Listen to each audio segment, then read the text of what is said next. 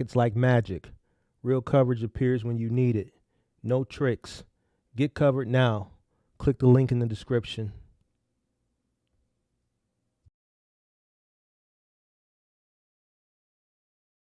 Warning: the following content contains strong language and may not be suitable for children. This content is primarily for adults, as this is a trucking channel and truckers have filthy mouths. Please don't tweak if I say. Viewer discretion is advised.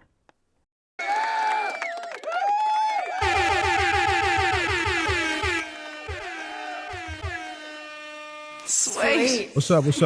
Come on in, make sure you guys hit that like button, subscribe to the channel, turn on post notifications. If you're in need of insurance for your semi-truck, box truck, cargo van, business, make sure you guys click that link in the description for Log Rock, sponsor of the channel, up for renewal, looking for a cheaper insurance, commercial insurance alternative for the next 12 months.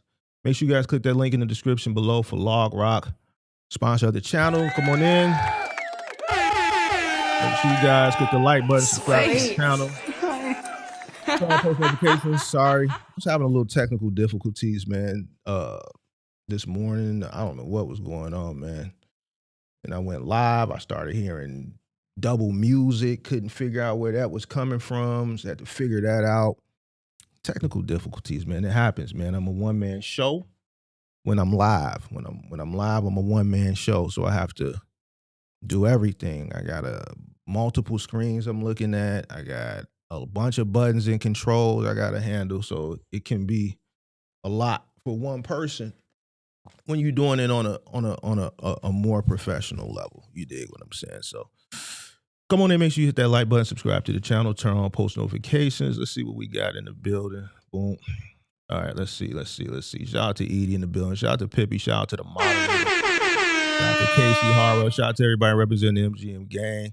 Shout out to CTR Logistics. Shout out to Chucky. Shout out to Box Truck Dan. Shout out to Thomas Fowler representing Huntsville. Shout out to Beats representing, I think Beats is from the DMV. All right, come on in. Make sure you guys hit the like button, subscribe to the channel. Sorry for the delay. Did a late night show last night, so just did a late night show last night, so that's why I'm about an hour behind. Trying to hit that 12 o'clock Central Standard Time start time for the show going forward. Then had some technical difficulties this morning. But today, and I'm actually gonna have to speed it up. We're gonna talk about, why it's important to drive the truck to get out there in the field. This is the beginning of the year. We know it's tax season, so we know we got a lot of new entrants that's watching the content. So we got to tailor the content, to all the new people that's coming in, right? But before we get to that, homegirl sent me something this morning. Sent me another video this morning that I kind of want to do a brief little quick reaction to before we get started. Let me pull it up real quick. Let me see something. And experience. All right, here we go.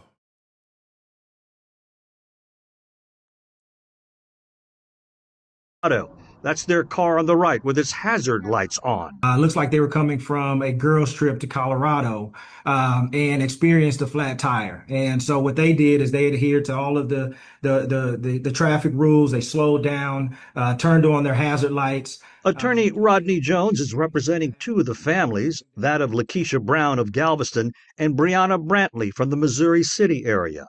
The two other victims were Mayunique Johnson of Stafford and Taylor White of Missouri City. The car recording the video then gets ahead of their distressed car, which is now there on the left, hazard lights still on, and records the moment that car is hit by the 18-wheeler. When you see the video, what does it lead you to believe? You know, it leads me to believe that this driver was clearly distracted, grossly negligent. You know, he had ample time. This accident was clearly preventable. DPS said the driver of the 18-wheeler failed to control his speed. Attorneys are suing the driver, Guadalupe Villarreal, and HEB, saying he was hauling HEB merchandise. They're also suing Parkway Transit Incorporated and Scrappy Trucking LLC. Attorney Rodney Scrappy Trucking LLC. What I told y'all about these names, bro. What I told you about these names. Scrappy Trucking LLC. And see what I'm saying? Scrappy Trucking LLC. In this, you got a scrappy ass driver. Jones says the families want first and foremost justice for their loved ones. 4 young women from the Houston area were returning back from a trip to Colorado. That's their car on the right with its hazard light. So let's react from this point of view. And I'm gonna be honest. I'm gonna be completely honest. Make sure you hit the like button, subscribe to the channel, turn on post notifications. The driver was at fault for sure, right? When I'm looking at Lights this, on. Looks like they were coming from a girls' trip to Colorado and experienced a flat tire. And so what they did is they adhered. Right? There wasn't no hill where they were at the bottom of the hill, so he couldn't see him, and he was coming down, and he had to react at the last minute. Was flat, so he definitely was at fault, right? So there's no, there's nothing to argue there. He was definitely at fault. But let me talk about the other side of the to all of the traffic rules. They slowed down, turned on their hazard lights. Attorney Rodney Jones is representing two of the families, that of Lakeisha Brown of Galveston and Brianna Brantley from the Missouri City area. The two other victims were Mayunique Johnson of Stafford and Taylor White of Missouri City. The car recording the video then gets ahead of their distressed car, which is now there on the left, has. All right, boom. It's flat. He should have seen him. He's 100% at fault. But let me talk about it from the point of the girls. So you got 4 girls on a road trip to Colorado. I think they said I guess they headed back home because they was coming home. Obviously, if they're in Texas, they probably live somewhere in Texas. I doubt if those black women live in Mexico. They get a flat tire. Now, looking at this, here's what you do. And I know a man knows this, but let me talk to the women. You got 4 women in the car. A situation like this, you get a flat tire, the vehicle is still operational. Tire is busted, it's flat. Pull the goddamn car over to the shoulder. It's not much shoulder, but pull it over to the shoulder onto the grass. Don't sit on an open highway in a lane with your hazards on. Once you pull the car over to the grass, get out the car and stand somewhere in the middle. Don't sit in the car. It's 4 people in there. Somebody got a man. Call your man. Babe, listen, we almost back to Dallas. We almost back to Houston. We just had a blowout. FaceTime me. Where you at? Get the fuck off the damn highway. Pull the fucking truck over to the goddamn shoulder. Pull the car over to the shoulder. Get out the car.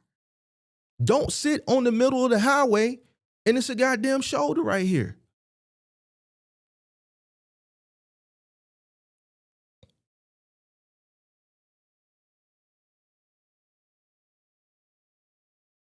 Rest in peace to them, but I'm looking at it from both sides of the equation. The driver was at fault, but you have to understand safety too. Situational awareness. Your situational awareness should kick in. Yo, man, I'm not trusting that these people see my hazards. I'm not trusting that they're going to slow down. I'm not finna be sitting ducks get plucked. Now that saying, it can, that saying, you could look at that saying in a bunch of different ways. We use it in a more street way, but it works here too. Sitting ducks get plucked. Pull your ass over to the goddamn shoulder. Fuck the tire. The tire is blown. Drive it on the busted tire over to the shoulder. Drive it on the rim. And then get out the car. Don't even sit in the car on the shoulder.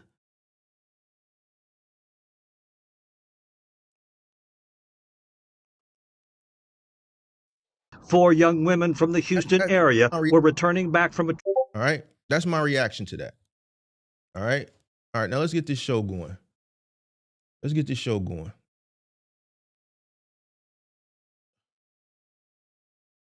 All right. All right. So boom. Today I want to talk about driving a truck, man. You got a lot of people every year. I seen something the other day in a reel. I think one of these guys that sell trucks got a dealership or something, and they do like content when people come pick up the truck. A guy came and picked up the truck. He was happy and shit like that, and he had his driver with him and his first box truck, and he's holding this kid. And he's like, yeah, I got my driver with me. He finna hit the road. And I'm like, here we go. We got us another one. A person who get a box truck and they look at it as like a stream of revenue, and they ain't never stepped foot on the truck to even understand what the business entails. A lot of people finna come into some money because of tax time, and they're gonna do the same thing. All right, so now I want to talk to those people because, like I said, I know we got a lot of new people that's checking out content that's coming into the business, and it's one of the mistakes that kills a lot of new box trucks business owners and why they fail. And this works in all aspects. It works in anything that you can do. I see it happen with anything you could do with a box truck, from OTR, final mile, to even moving. Like, I literally, before I got on live, there's a guy in my Discord that uploaded a application for a household goods moving license, and I know they ain't never did moving. I'm telling them, like, yo, you need to get experience. He gives me a response. I give him a response. He gives me a response. And it's just like, bro, like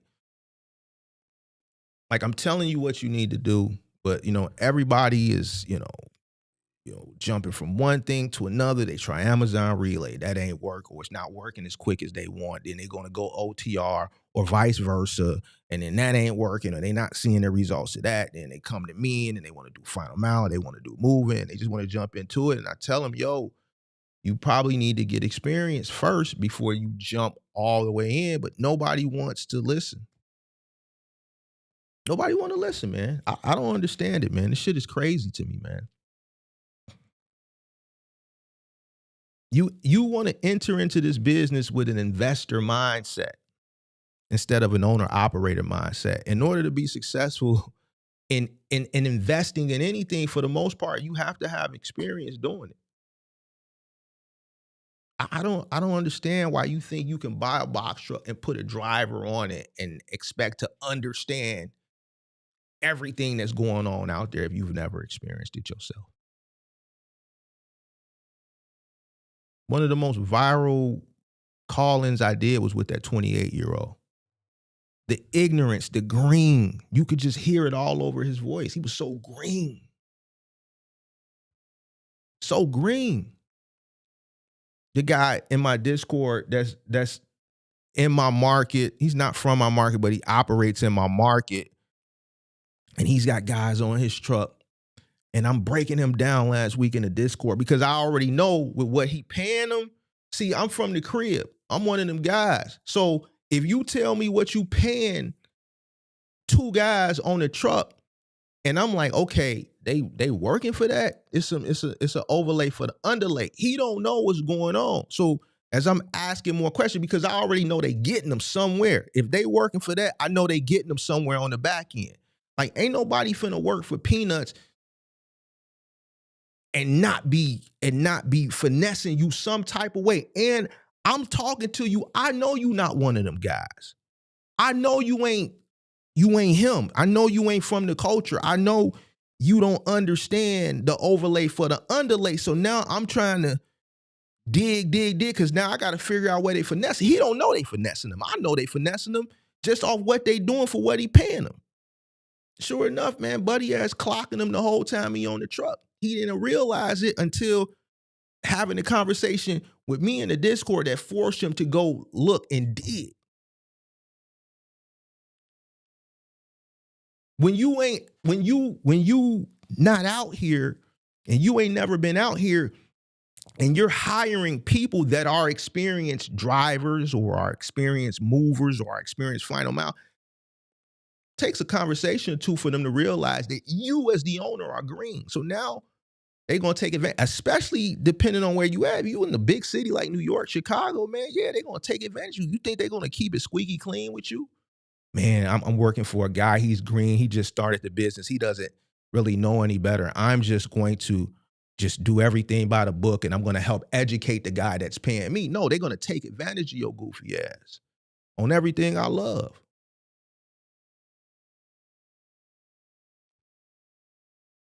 It happens all the time. You buy the truck, you get the authority, you put a driver in it or you put a team in it if you're doing like final mile or something, and then you sit back and you wait for the money to come in. You think it's sweet like that because that's what was sold to you on the internet. It's not sweet like that. It's not sweet like that. That mentality alone, thinking you're just going to get a truck and put a person in it or a team in it, that's enough to destroy you straight out the gate. This is business. I don't know why you think you're going to put an experienced driver on the truck and they're not going to take advantage of you. It was like the guy that called in last year. You know, he had a driver the whole time. This nigga testing the dope in every market. He don't even know he put a dope fiend on the truck. This motherfucker, every market he going to, he having his way. He testing dope in every market. The motherfucker got the truck back with foil, spoons, burnt, all type of shit, bro. Hit the like button, subscribe to the channel, hit the like button, hit the like button, hit the like button, hit the like button.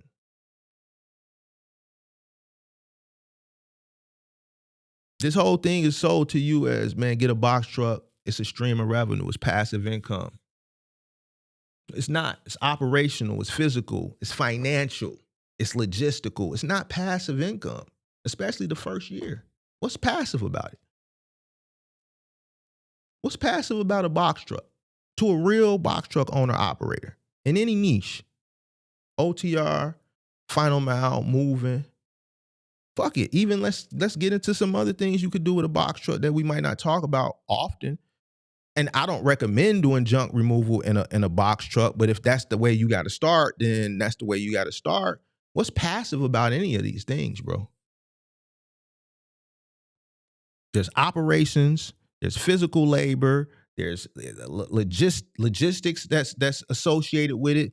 There's finances that are associated with it. There's thought process that's associated with it from a day-to-day basis. What's passive about it? Passive is putting $100,000 into SPY and just forgetting about it. That's passive. Why? Because once you invest the money and you transfer the money into that stock, that's it. You putting 100 G's in the SPY, you're not really pressed for money like that. So you're going to put it in there. You might check it once or twice a year, if that. That's passive. It's making money over a period of time, just sitting there. It requires no work. The only thought that that is associated with it is like when you want to buy or sell and you paying attention, but something like SPY, like VO, like, you know, you could just leave it there for years. That's passive.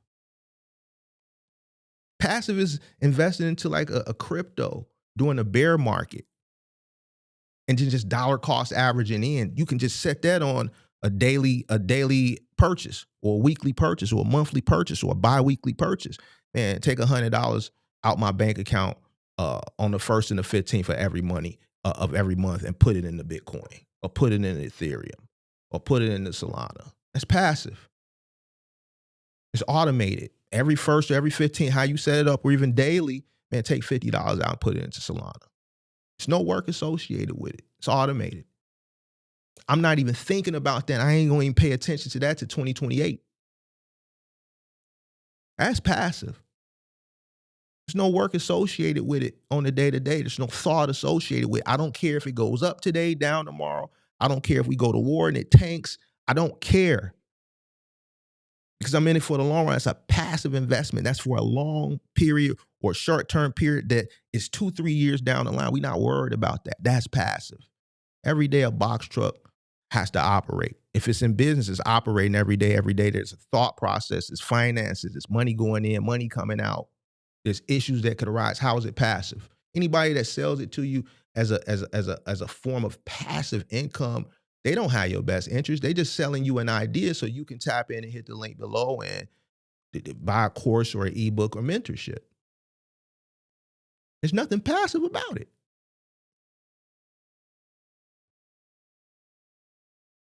There's nothing passive about it, man.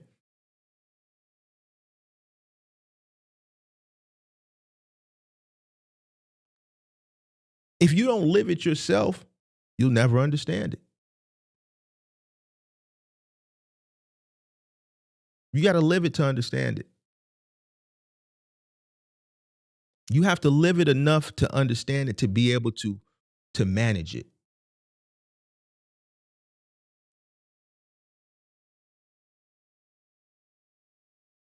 The reason why I can take calls and maneuver through people's problems, because a lot of the problems these people come up with, I've seen it. I've been there before. I have experience. That's why I can do call-in shows when you see other people, they don't do it. Because a person who lacks experience, all it takes is one call to get stumped and their credibility is gone. Whatever ebooks or mentorships they're selling, it's a wrap. All it takes is one person to call up with more extensive experience and challenge them, and that's it. Majority of the situations that arise, that people come up to me, I've been there before. So that's why it's easy for me to navigate. It's why it's easy for me to listen to a person's situation and be like, oh, you're going to fail. And then they get mad and then they come back 3-4 months later and told me I was right. You see it happen on the channel all the time. I'm not being facetious. I'm not being pessimistic about it. I'm just listening to their plight. I'm doing the math in my head. I'm listening to them, how they articulate themselves. I know they don't understand the numbers. I know they just don't have it mentally. Excuse me, sir, you're going to fail.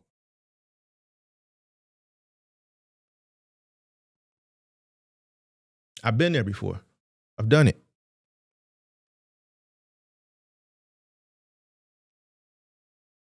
Your box truck is not a stock. It's not passive. It's a system that operates every single day. A stock is passive. A crypto is passive. Real estate, in some aspects, can be passive. A truck it's a system. It's running every day. You can't treat a box truck like a rental property. You can't treat a box truck like a dividend stock. You can't treat a box truck like a crypto. You can't treat a box truck like a vending machine. A vending machine is something that can provide passive income. You might fill it up depending on where you got it at, how much traffic is there. You know, you may only have to go attend to it once a week. Box truck is running every day. It needs attention every day. The business, your OTR, you're constantly booking loads. You're constantly having to deal with distraction. You're constantly have to be on the load board looking for loads. If you find them out, you're constantly on the truck every day, multiple stops, constantly going through training. Moving every day. Every day it's a journey. Every single day. The truck doesn't operate by itself and some magical people drive the truck and get out and talk to the shipper and sign the paperwork or go in and unload the appliances into a person's home. No, it's a system. It's not as simple as I put money into this truck, I put money into this business, and I get money out. Doesn't work like that. Majority of people that come into this industry with that mentality because of what they've the information that they've acquired on TikTok and Instagram, they fail.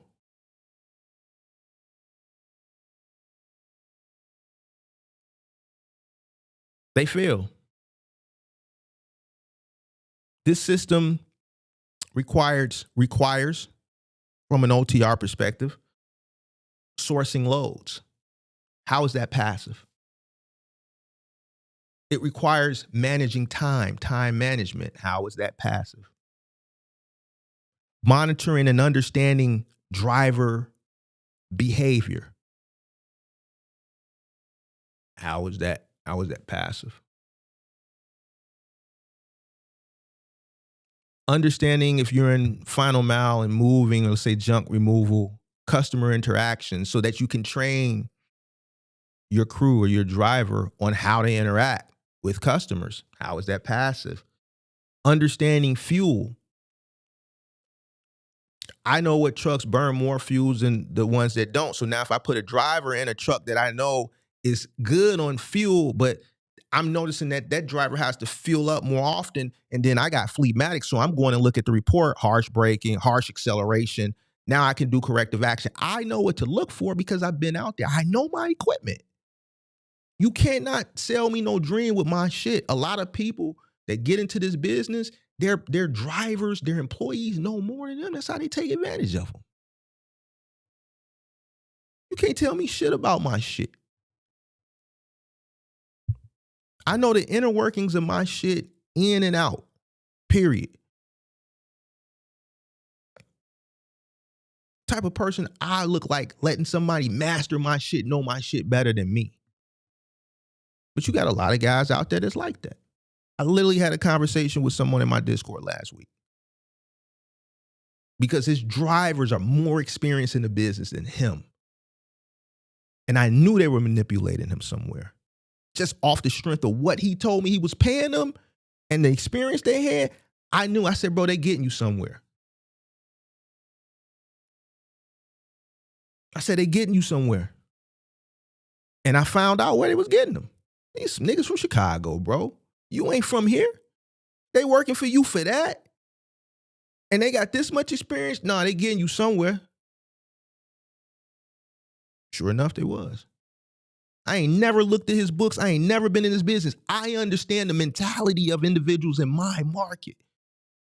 A person with a CDL, two drivers with a CDL, driving a box truck for the money he told me he was paying them. Bro, why are they on your truck? Why are they driving your box truck? Two guys with CDLs driving your box truck for this funky ass little pay. They staining you somewhere.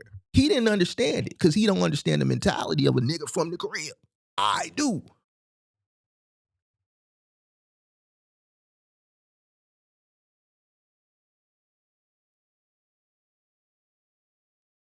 Sure enough, they was getting them.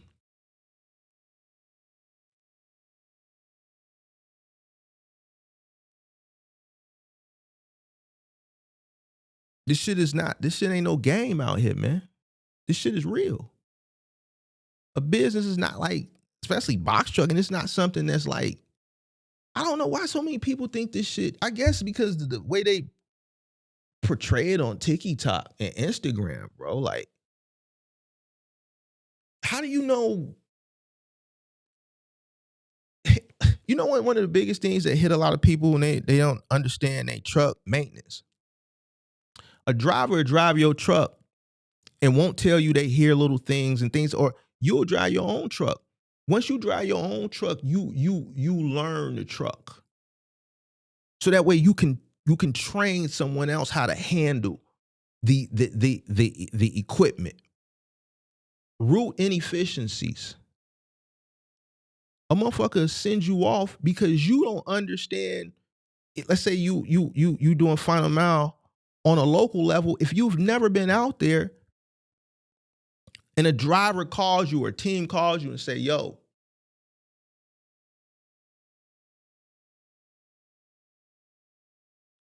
I'm trying to think of a good scenario.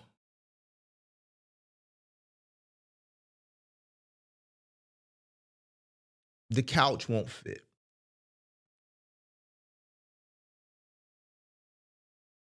We tried to get it up, but we can't make the turn.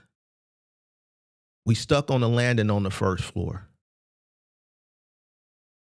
And let's say it's not even a 3-seater, so let's say it's a love seat. And you don't know, you never been out there to be able to understand that that's bullshit, or to be able to go through the process of elimination of what they could be doing wrong to why they can't make the turn to go up to the 3rd floor and they getting stuck on the first landing. The first thing I'm going to do is tell them to FaceTime me. Let me see the direction of the couch. Because in my head, from having experience, before they FaceTime me, in my head, I'm going to be like, understanding my market, understanding the buildings and how the buildings are designed in my market. The first thing that's going to pop into my head is like, they going up the stairs. This is the turn. This is the banister. And they got the back of the couch on this side, when the opening of the couch should be on this side, because now the back, they can't turn. They need the space from where you sit down on the back to maneuver up and around that banister to start to ascend. Sure enough, they FaceTime me, and it's what I thought it was. A person who's never delivered a couch would know. They would just take their word for it, because they don't know how to go through the process of elimination to be able to even determine if what they're saying is valid or not. You know how many moves my company has been hired to do over the course of years, where we had to go behind another, not even company, rogue movers, inexperienced people, to do something that they couldn't do. I remember a long time ago, I took a job. This is back still when I was on the truck, and the lady called and said, "Yo, I had some movers here. They brought a dresser. It was a long dresser, and she said they left in the hallway. They couldn't get it in the bedroom. It was one of those dressers that's just really, really long, and the hallway was narrow. So it's a wall here, and then the rooms are over here, but it's a narrow hallway. So they're carrying it horizontal, and then they couldn't make the turn to turn into the room. We get there, I see that all I do is turn the dresser vertically, turn it, and walk it in. Took a minute and a half. The lady was so upset because she paid them. If you don't have the experience to be able to even, your driver calls, say, "Hey boss, we can't get the dresser in." If you don't know how to maneuver, if you don't know angles, you don't have the experience, how are you going to problem solve? It's not even a problem, but you wouldn't know that because you don't have the experience.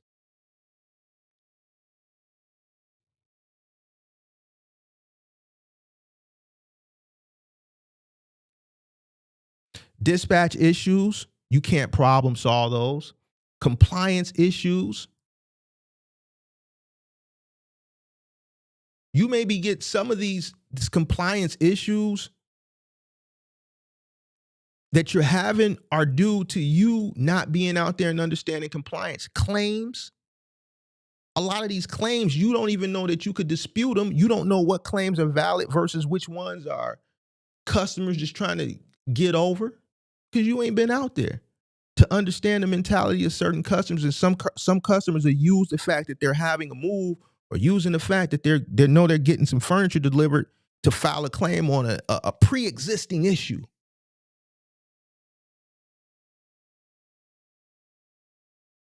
I know all this stuff because I lived through it.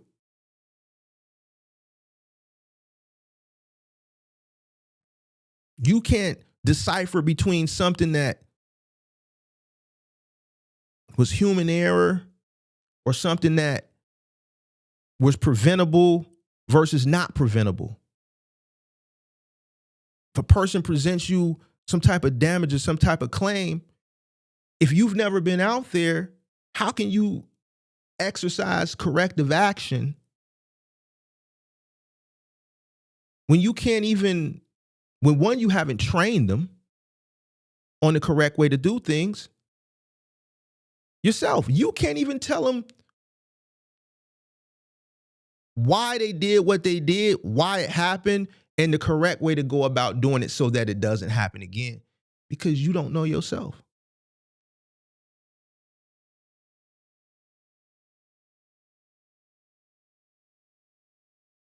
You cannot learn certain things from YouTube's courses, dispatchers. Like I can't, and I say this all the time, I can't teach you, I can tell you, but I can't, in order for me to show you how to maneuver something the size of a watermelon into something the size of a lemon, I can sit here and talk to you about it and describe it.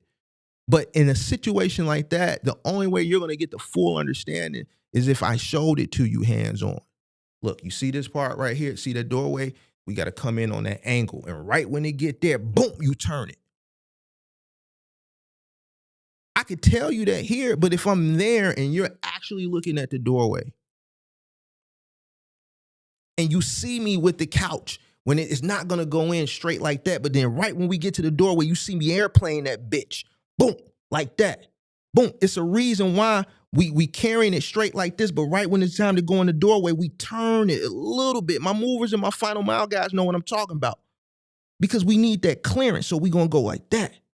Boom. I can show you, I can tell you this now, but if I'm there and I'm showing you,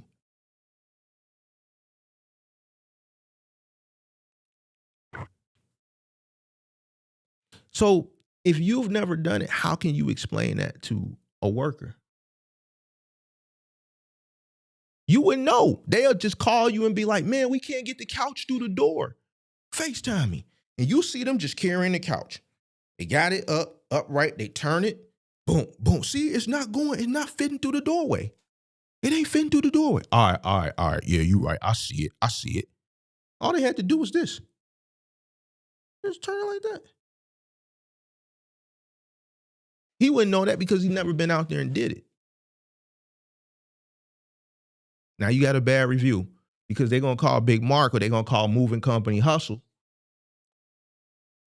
And then we're going to charge them $250 to come just take it from the sitting in the hallway through the doorway and set it right in the living room a few paces.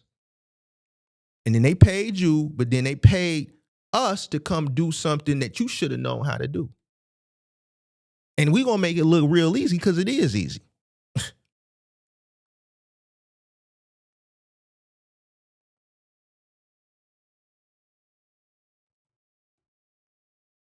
So now you got a bad review because you couldn't walk your team through because you didn't know what to tell them yourself. You've never done it. There's not a course that can teach that. There's not a course that can teach you what it feels like to be on a final mile truck or a moving truck for 14, 15, 16 hours. There's not a course. Like, you can hear me talk about it and you hear me describe it into great lengths more than your other people that you watch. But there's not a course that can really, have you the feeling.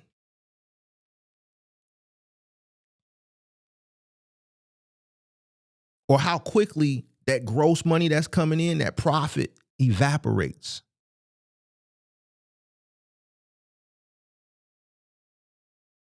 But what easy work really costs you physically. There's no course or no mentorship or no ebook that can teach that. There's no ebook or no course or no mentorship that can show you how the drivers that you hired treat your shit.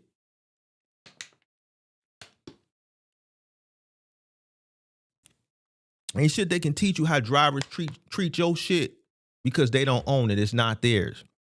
Or how, small little mistakes compound daily. I don't hear no people talking about that. I hear me talking about it. You know why? Because I'm not being incentivized. I don't have, I'm not pushing things, products that I want you to buy where I'm making a shit ton of money off of. Because if I was doing that, I would sit here and finesse you too. See, I know I'll never be able to do what some of these guys are doing for products. Because it's just not in me to just push, the surface level shit. I've done this shit for many, many years. I went through the mental anguish of dealing with roguish ass niggas.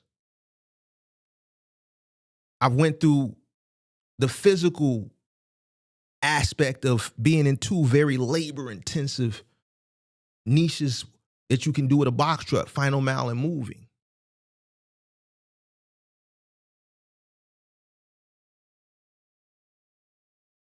So I would be bogus to sit here and just sell you an idea of just surface level information and what could come from an individual who operates successfully.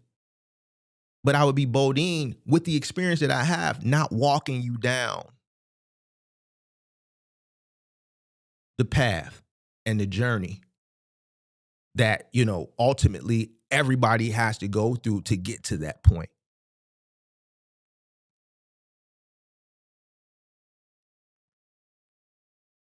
Sometimes I'll be like, man, fuck these niggas. They don't listen anyway. I should just stain they goofy ass.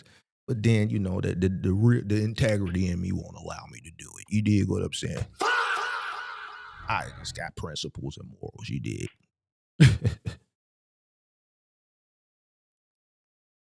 If you never been out there, you ain't gonna learn the politics of this shit. From an OTR standpoint, the doc politics. From a 3PL standpoint, the politics with the dispatchers and the contract supervisors within the 3PL. And that shit matters. That shit matters, bro. Why? The guys that you got going, it's not in their interest to politic. They work for you.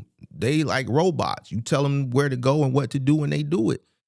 The politics, it's not in their scope of work.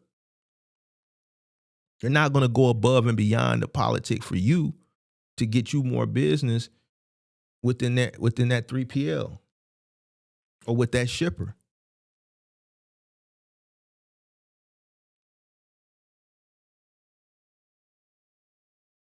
Or how to navigate through disrespect or, what most truckers and, guys go through that have to go through 3PLs or deal with shippers. There's a stigma on just truckers in general, guys who drive box trucks, semi trucks. Sometimes these conversations can be dehumanizing. Even with movers, I can tell you, especially like the last 3 years when I had to come out on the truck during the pandemic, make sure you guys hit that like button.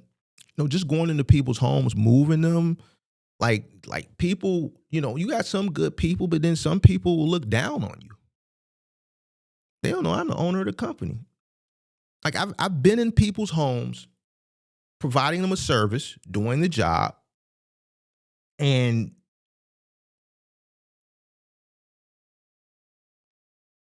they don't necessarily you can feel it, you can sense it, the way they look at you, the way they respond to you, the way they watch you and just follow you and shit. And they don't know. I know. That's why it's comical to me, because I'm looking around at your shit, and in my head I'm like, little do you know, I'm way richer than you.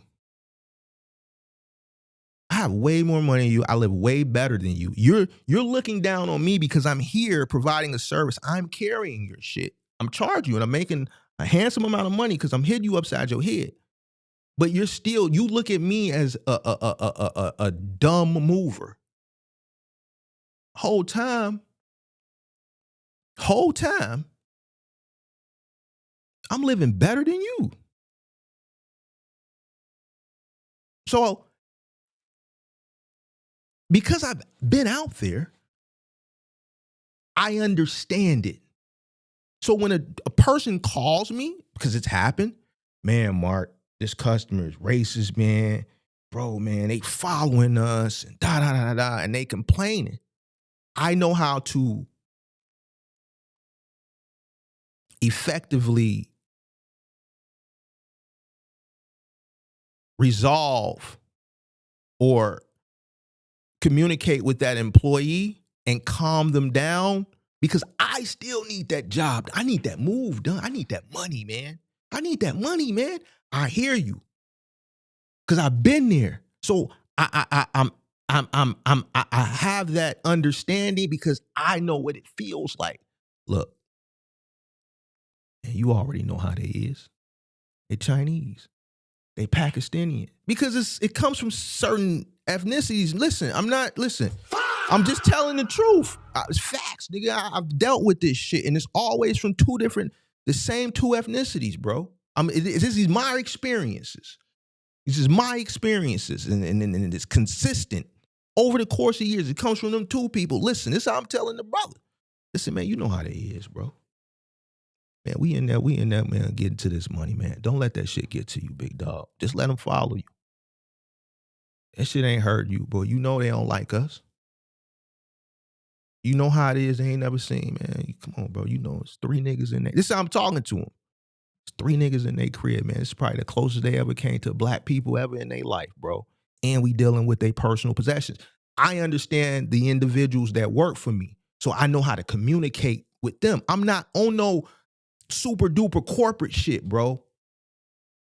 This is why I was telling Congo in the Discord when he was doing him and Moving Company Hustle was doing a whole role play, because Moving Company Hustle was trying to, help him with the moving, because he's struggling with it. And I'm just listening to Moving Company Hustle trying to train him, going through the role play. My Discord is something different. But anyway, going through the role play, and I'm just listening to Congo with this all corporate technical conversation. Nigga, you operating in Chicago. You not from Chicago, but that shit not working, dude. You dealing with moving. You dealing with street niggas, bro. You can't talk to these niggas like that. They don't understand that language.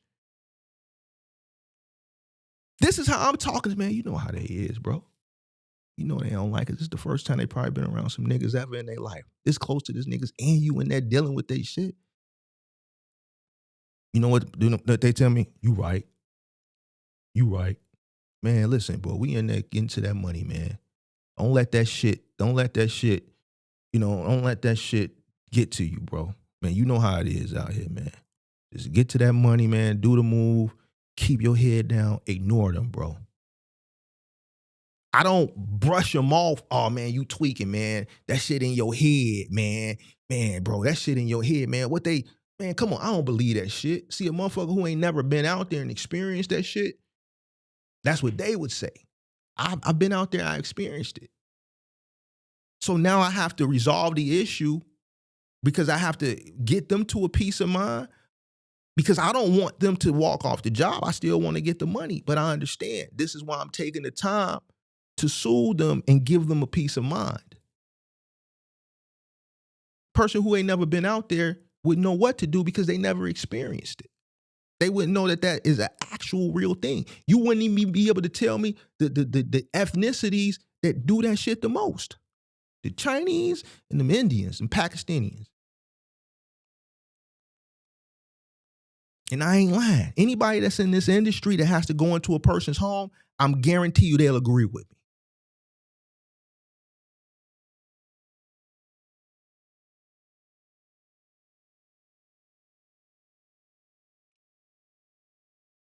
Customer mood swings, especially when you dealing with a customer direct and final mile and moving.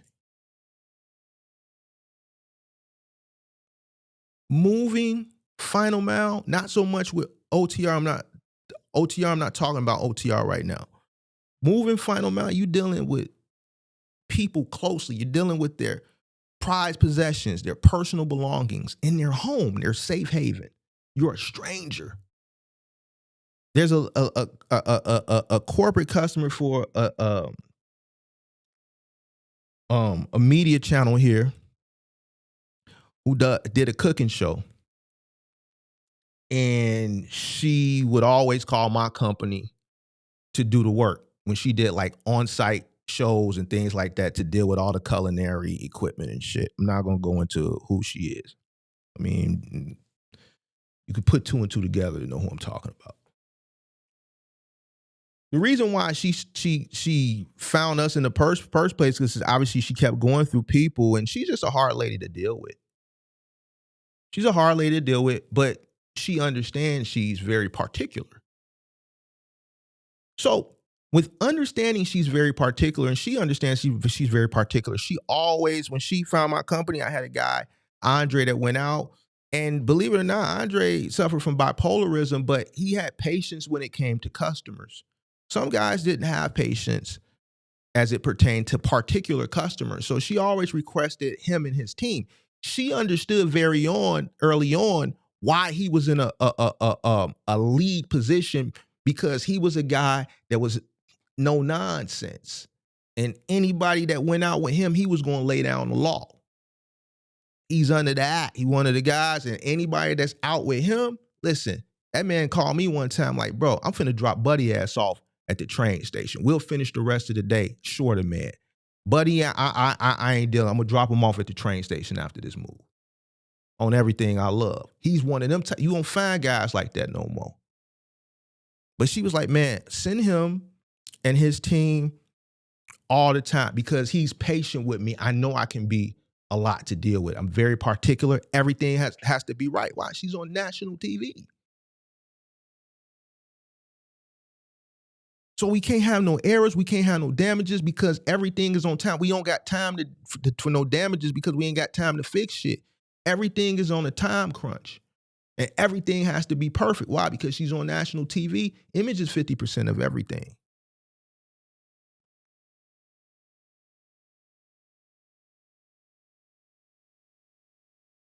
Me understanding the customer like that, I know how to schedule. Who to schedule, who not to schedule to go out with him. Why? Because I know the personalities of all my guys.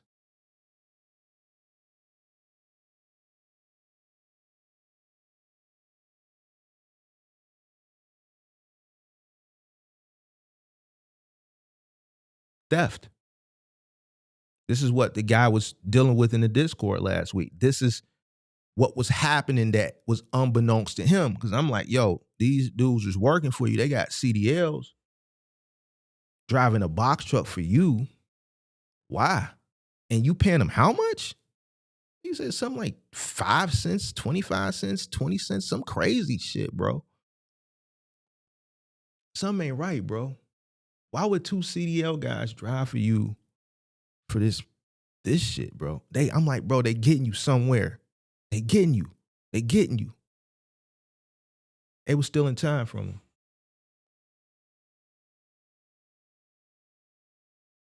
It took a while for him to register that a person who hasn't never looked at his books, that doesn't know any of the inner workings of his business, just the simple fact that he told me, you got 2 niggas from Chicago that got CDLs that are driving a box truck for you for this little penny ass money, and they're doing it every single day. They fucking you somewhere, bro. He ain't from the crib. He don't know. Stealing from him, still in time. That conversation is what led him to doing the research that he needed. He didn't see it. Why? You a mover dude trying to do OTR. You still ain't master moving. You letting 2 seasoned over the road truckers that they know you green and you ain't from here, man, staying you, bro. And that's exactly what they was doing.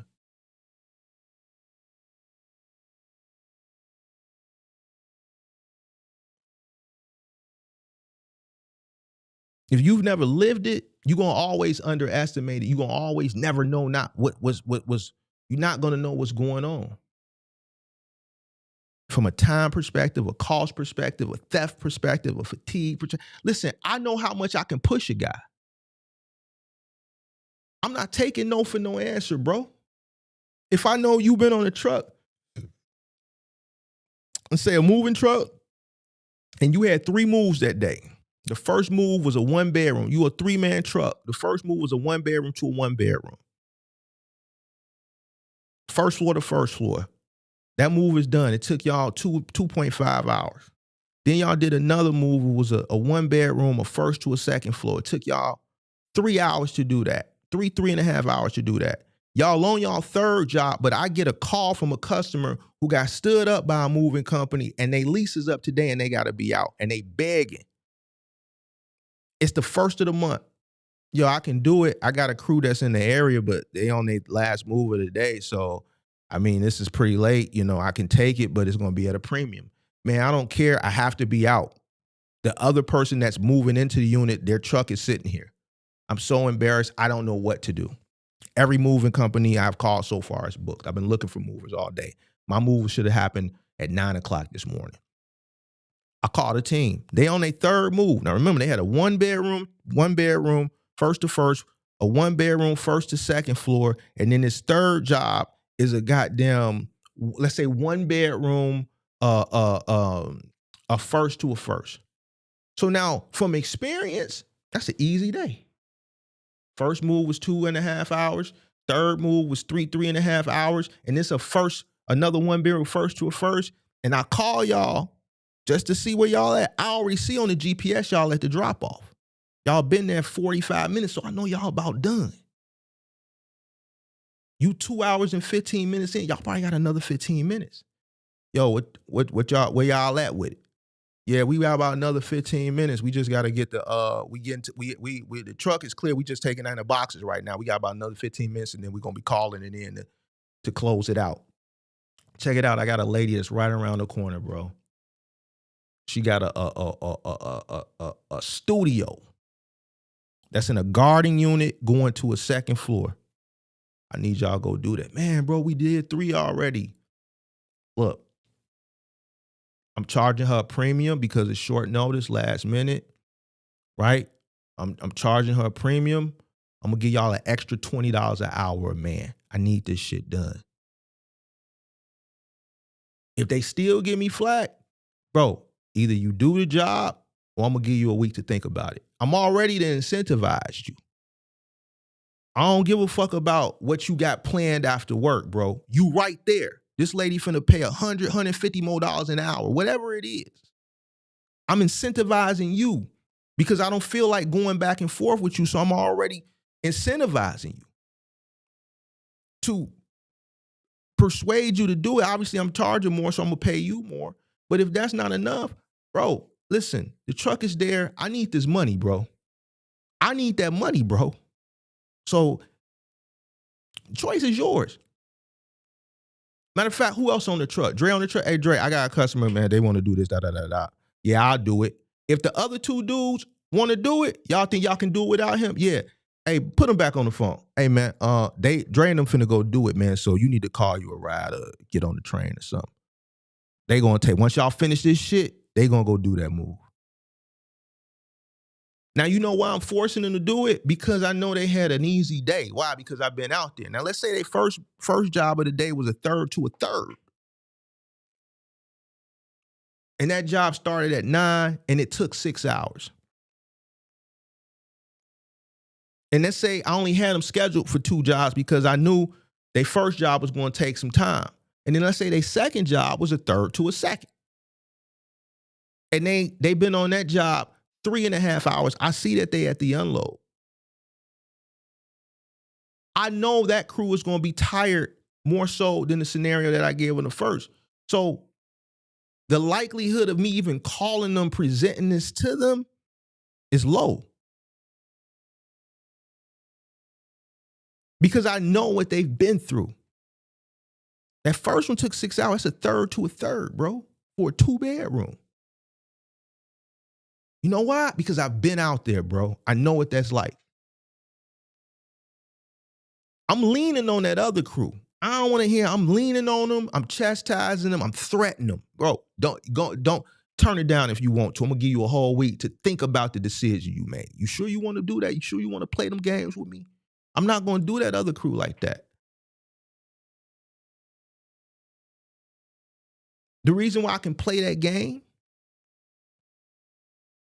because I understand the fatigue level between that crew and that crew. That crew still got some oomph in them. They had an easy day. I need that money. It's a studio. Man, go get that money, boy. Is you tweaking? The truck right there around the corner. Fuck is wrong with you, boy? I'm out here to get this money. You better not bring that truck all the way back to the south side and y'all right up north, right around the corner in Wrigleyville. I need that money, man.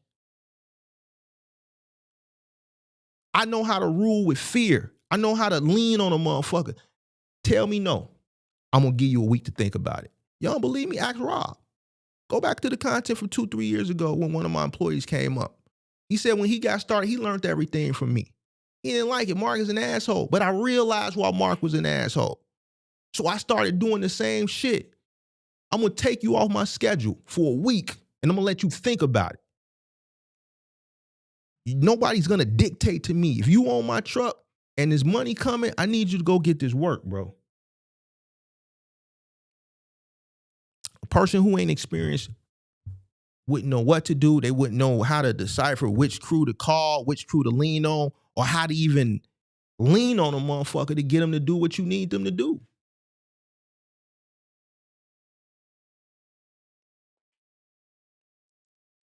Risk.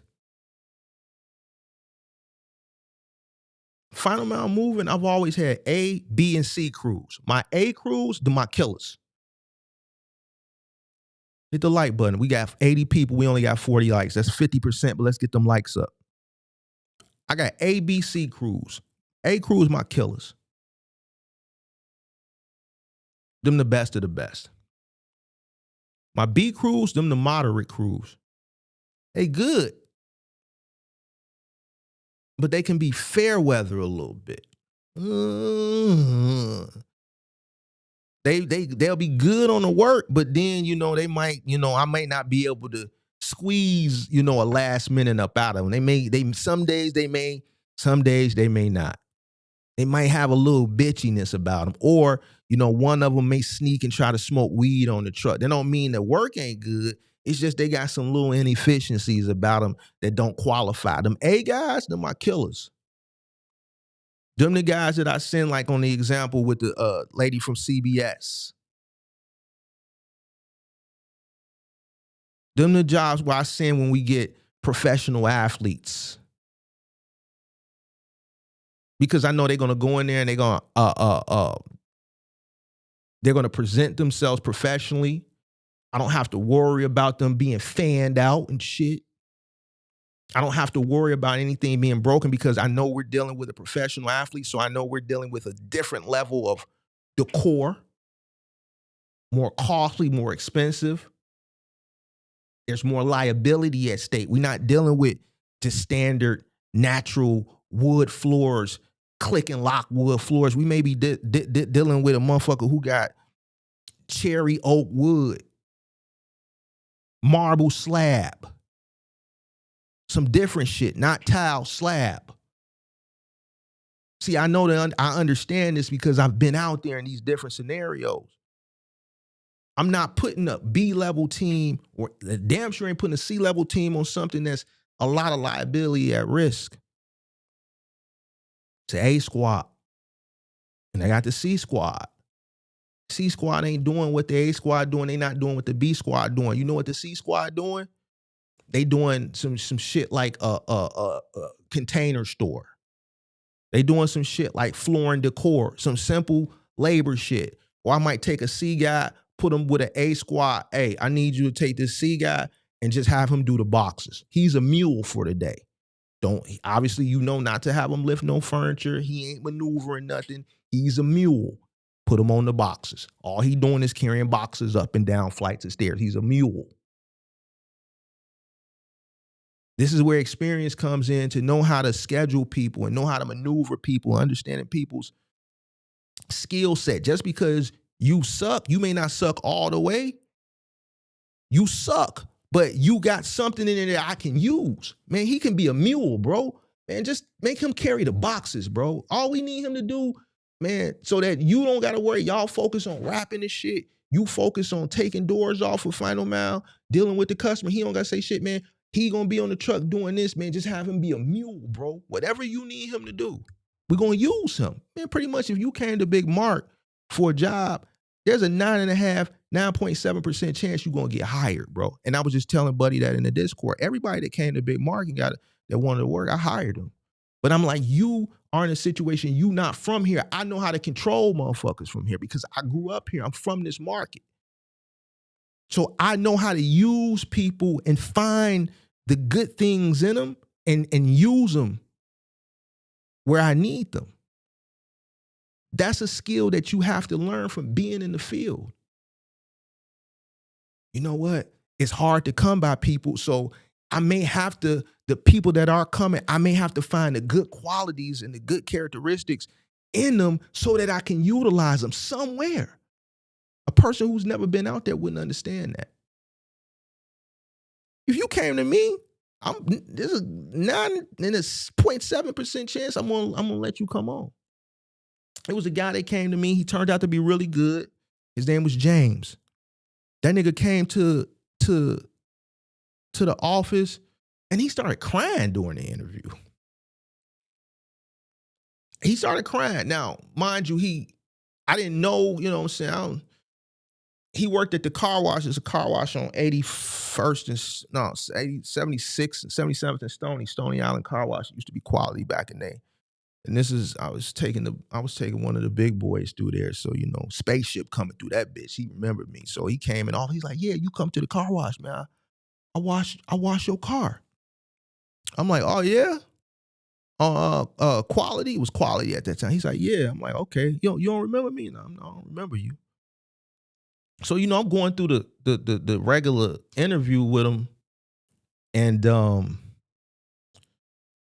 you know, my interview was a little bit unorthodox in comparison to where, you know, how other people might interview because I know the people that I'm dealing with. So I'm kind of chastising them to see if if he tough enough to do this type of work on a day in a day out basis. And the man just started breaking down, crying, talking about, man, he got the daughter and man, he just need an opportunity and just start crying, bro. So now, mind you, my brother in the other office, on the way on the other side of the trailer, he hearing this shit. So after the interview and all the crying and shit, now mind you, ain't nobody never cried, bro. Like that shit was crazy. When that nigga left out, my brother walked up. He said, man, you better not hire that motherfucker. I'll never forget. My brother said, man, you better not hire that motherfucker. Man, hey man, you better not hire that motherfucker, man. Something wrong with him, man. Don't bring his ass in here, man. Nigga got a motherfucking, he got a motherfucking piercing in his fucking eye and shit. Crying. What the fuck he crying for, man? What the fuck he got a piercing in his eye for, man? You better not hire that motherfucker. You know what I did? I hired him.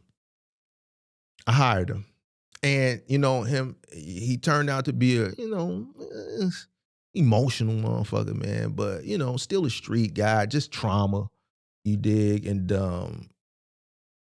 he turned out to be a really good worker. His issue was he used to take the tips. He stole the tips from the other guy because he worked his way up. He was a good worker, really good worker, no problems, no claims, wanted to work every day. This dude worked his behind off. His thing was that street mentality, and he would steal the tips from the other workers. And the way he would do that was because he was the truck lead, the team lead. It was his job to, you know, close out the job by, you know, handling the paperwork, calling the office, doing the credit cards and shit like that. So he would tell the other guy or two guys that was working with him on the team while he was going in handling the business, hey, y'all go out and fold the blankets and get the truck ready for the next move. So that way when the customer paid and handed him the tip, normally that person would distribute it to everybody. Let's say a customer tipped $30, It's a 3-man crew. They hand them $30. They'll go out to the truck, keep 10, and say, here. This is what the customer tipped. The problem was the crews that he was working with, they started to catch on some type of way.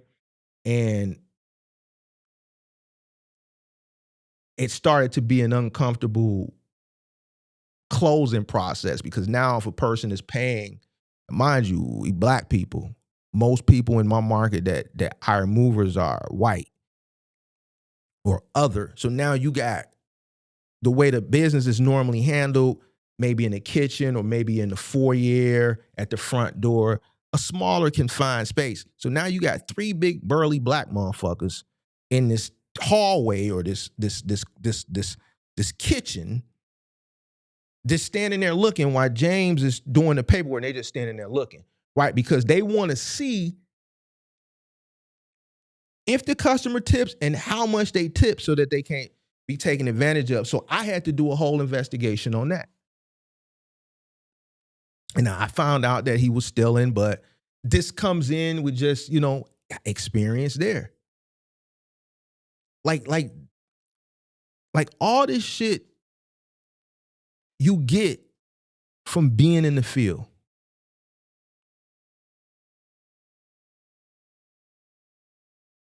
All this knowledge comes from being out in the field.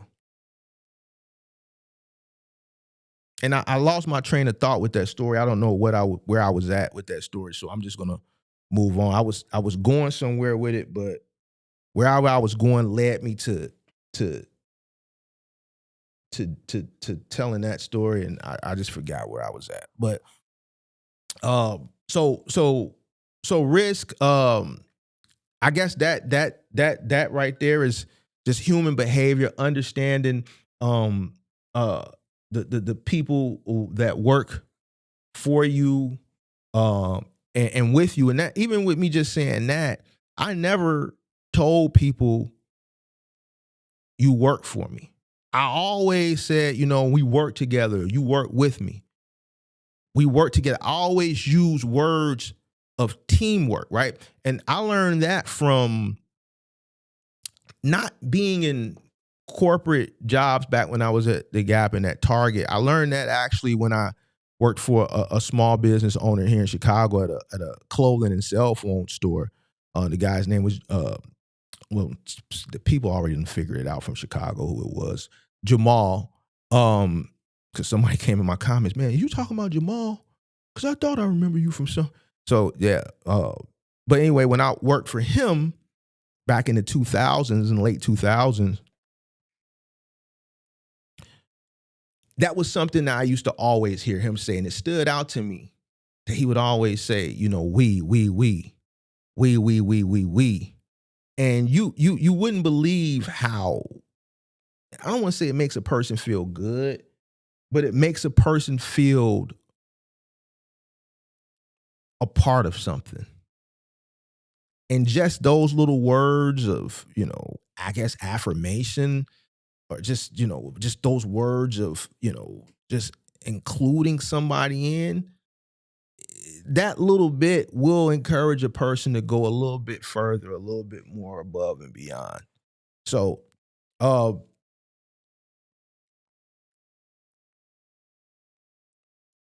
let's just talk about driver behavior as far as driver management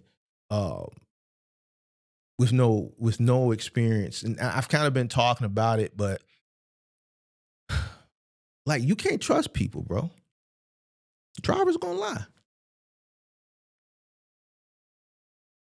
And a driver that knows that you green, they're gonna take full advantage of you. You're not gonna know. And as I go through these things, if I need help to get back on track, just kind of remember where I was at, because I'm gonna give you real examples from my experience of years. This is something that I have to give real life examples of things that have happened that I was able to thwart, or maybe during my learning periods that I didn't know then and I found out later. Because like motherfuckers, they'll get you if they can. You don't know when a person is lying to you, as far as like, say, like a a delay is concerned, if you don't have experience, motherfucker could be trying to steal time from you, saying that shit is delayed, but really it's not. I think I touched on this earlier as far as damage, knowing when it's preventable versus when it's not, so that you know how to go about,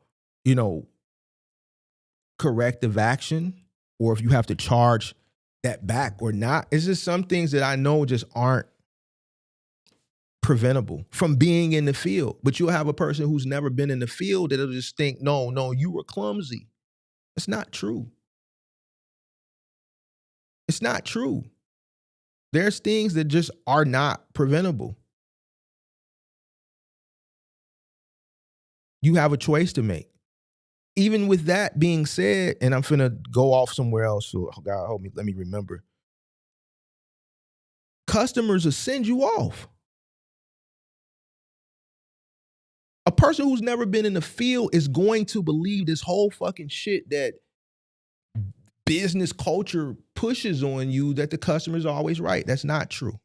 Customer's not always right. And we were having this conversation in the Discord last night. I was in the Discord late last night. We were having this conversation. Customers isn't always right. Especially in this industry.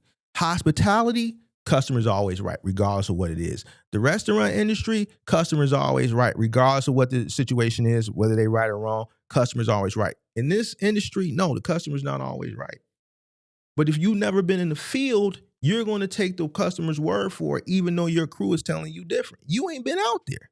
They know better than you because they got the experience. You don't. You know how many jobs I've walked away from, or my crew has called me and said, hey, Mark, we can't do this job. I'll go through the process, ask my questions. They'll describe it for me. I may say, take a picture, right? Because FaceTime, like the latter years, I would take FaceTime, but the early years, take a picture and send it to me. I'd assess the situation. And if I could provide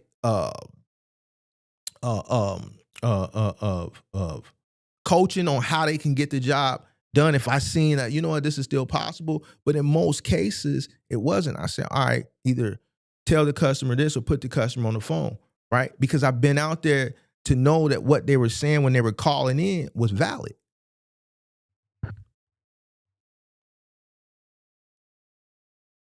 So walking away from something, understanding that the customer is always not right, that is a way to prevent damages. Customer will tell you, don't worry about this. It took me one time for a customer to tell me, play with me in my face. Yo, don't worry about the wall. Don't worry about it. I know it's tight. Don't worry about it. We'll patch and paint that. I just need it in here. I told this story before, but I know we got new people. Don't worry about it. A person who green on the new with an owner who ain't never been out there, they jaying for it. Boom. You force it in, you damage the wall because the customer said don't worry about it. Customer told me at the end when it was time to pay, well, what about the wall?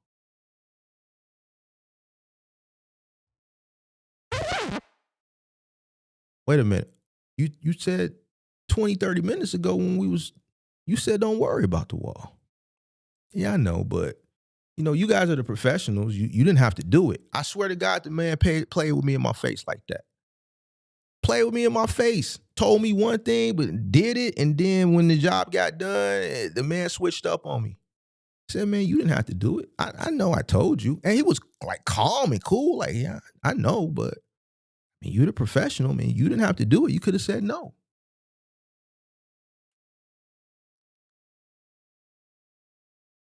That's all it took. Go with your first mind. Especially with the more experience. Like, I can look at something and eyeball something now. I don't need no tape measure. I don't need shit. I can eyeball it. It ain't fitting. Well, you guys didn't try it. I don't need to try it. Listen, if we try it, I'm going to charge you. I'm going to get it to the doorway just to line it up, to measure it. We're not going to make the attempt, but I'm going to let you visually see it that it's not going to fit.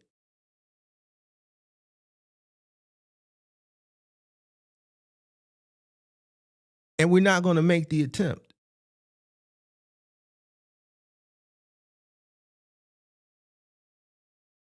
That comes from experience.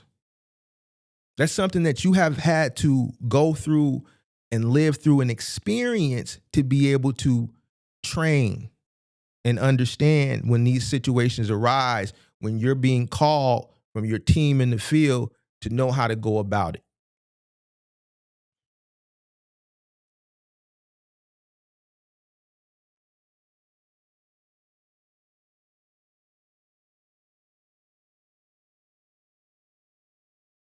The last thing you want is a customer and a driver or a team that is working for you to run your business for you. Once that happens, you're done. Because once they start realizing you don't know nothing, they're just going to start telling you anything. The warehouse was slow. The GPS is fucking up. The GPS messed up. Man, the truck just happened to stop. And we sat there, you know, the reason why we was running late, the reason why you saw on the GPS, the truck was sitting at 123 Main Street all that time is because the truck just stopped. It just stopped. And we was trying to figure out why it stopped for an hour. And we finally, it finally just started out of nowhere. It just came back on and started.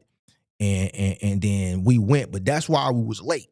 That's why we was late. And that's why you see on the GPS that the truck was just sitting at 123 Main Street for an hour. The truck had issues.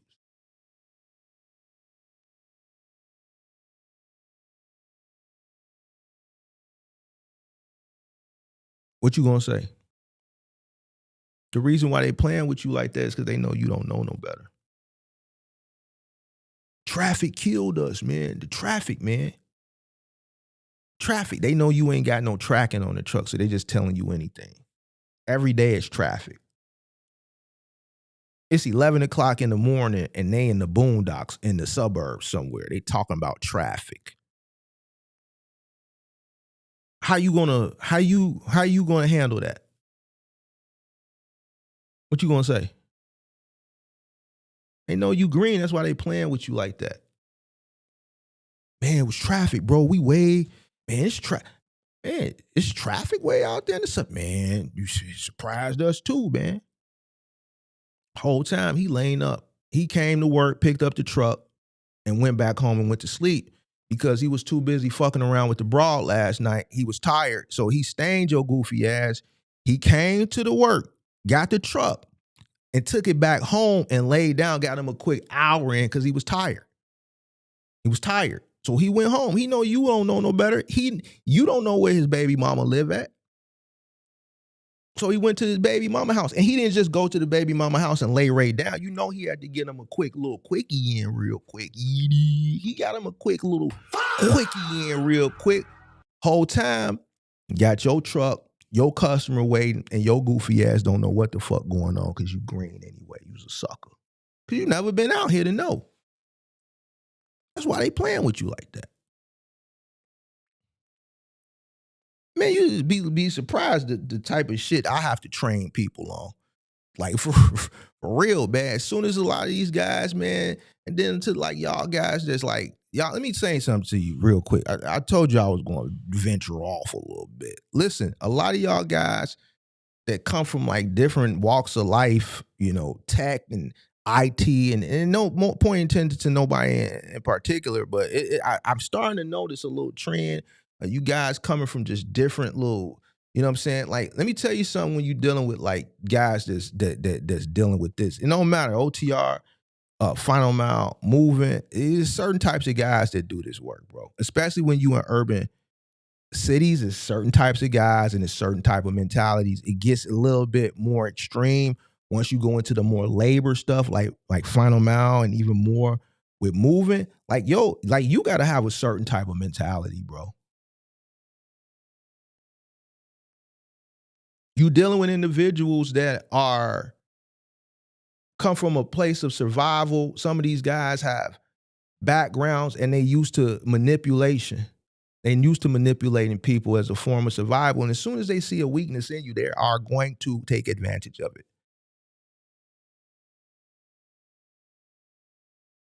And if you don't have any experience, you have no reference point to challenge whatever it is that the fuck that they telling you. Oh man, the GPS, man. Oh man, traffic. You don't got no reference points. You can't challenge it because you ain't hip, and they know it. That's why they playing with you like that, boy.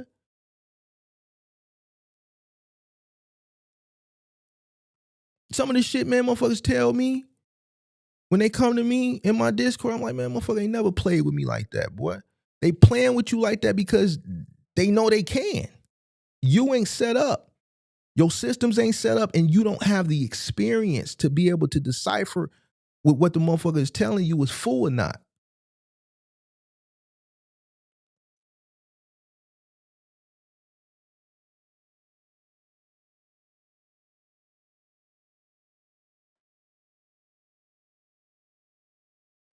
An experienced driver will always outperform and outfinesse an inexperienced owner operator every single day of the week, period. And that imbalance of power will ultimately kill your business. And I had this conversation. We finna go deeper down the rabbit hole. The women, especially the women that want to come into this movement. There was a lady in the Discord people know. Remember Jalissa? She just always wanted to go back and forth with Big Mark. Just like the lady that called in about a month ago and we spoke for 3 hours. The lady who said the $6,000 cross country job, that lady. Then we had the lady call in last week, but she had to admit, like, yeah, you're right. Shit, I tried to come out here like, yeah, ain't no woman doing this shit. You know how many women have come to my channel and I've had to tell them, but they so DEI. Man, I'm not honoring that shit, bro. I ain't honoring it. DEI. You can't do this shit.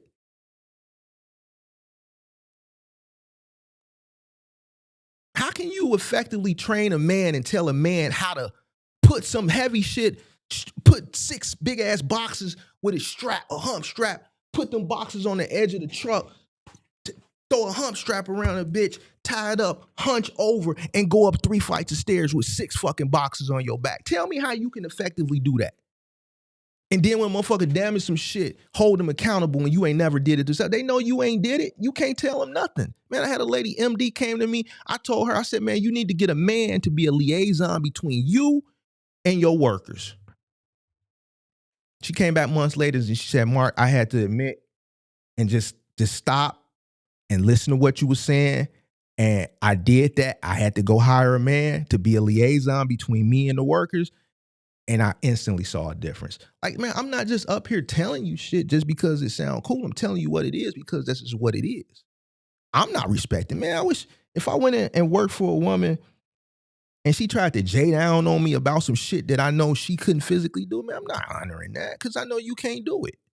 How you gonna tell me, chastise me because I accidentally missed my footing and bumped the wall? Man, you know how heavy this shit is? And this is my 10th, 11th fucking delivery today. The one before this one was really strenuous because I had to go above and beyond and I put my body at risk. And you mean to tell me you want to sit up here and tell me some shit about this one that was a mistake and you want to try to chastise me and your motherfucking ass can't do it? Man, get the fuck out of here, man. DEI, the fuck out of here, man. Big Mark, bro. Can't tell me. Get the fuck out of here, bro. Chastise me on some shit. It's my motherfucking back. Now, with a man that's done it, they ain't gonna hide that. We can't call Mark because shit, Aaron and Dre and KT and all them niggas, they've been with Mark since the early days when he was out here. So we can't say you ain't out here. So we can't pull that with him. But to a motherfucker who gets started, get a truck, and just put people out there, man or woman, they gonna play with you.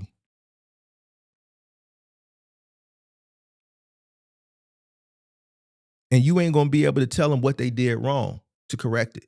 You never did it.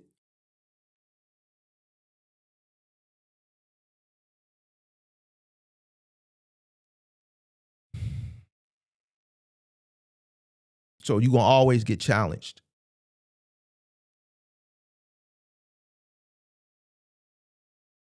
that power imbalance. And when I'm telling you this shit, like, stop getting in your feelings and all that shit, because I don't want to hear it. You see they calling up here, and I treat them like I treat these dudes. I don't treat them no different. You know why?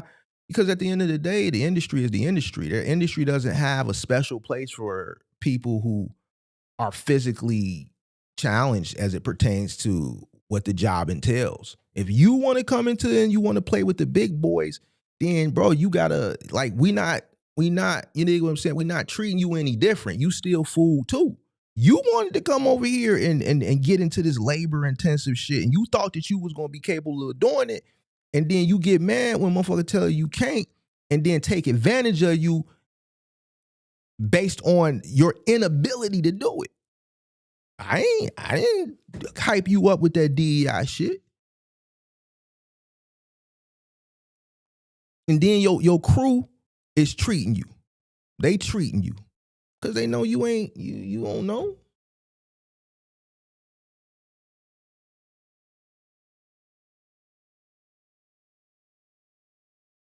Let's dig deeper and more into the final mile and the moving aspect. When you inexperienced, you dealing with people, 2 personalities or 3 personalities per truck, multiple different work ethics, multiple different risks as it pertains to injury. You are the chances for damages increase.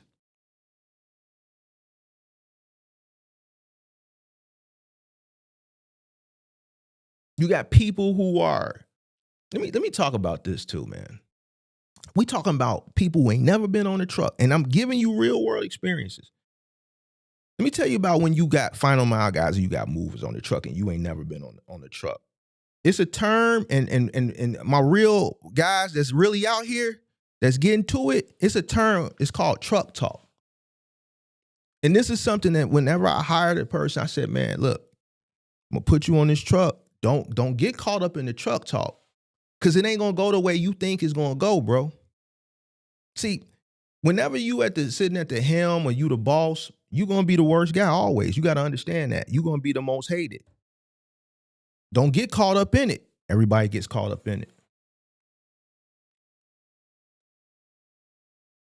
Everybody gets caught up in it. So you have to know how to decipher and schedule and manage the people who are loyal to you, plus in comparison to the people who may be good, but they constantly lower morale. See, truck talk is dangerous.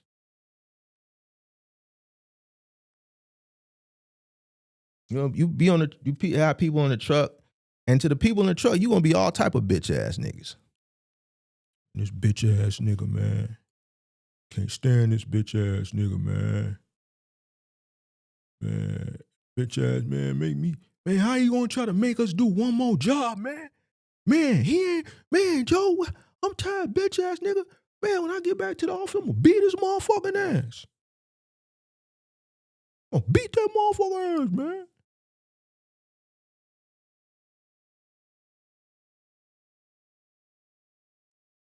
Like, you have to know how to deal with people and schedule people and manage people that are like that. I had people like that.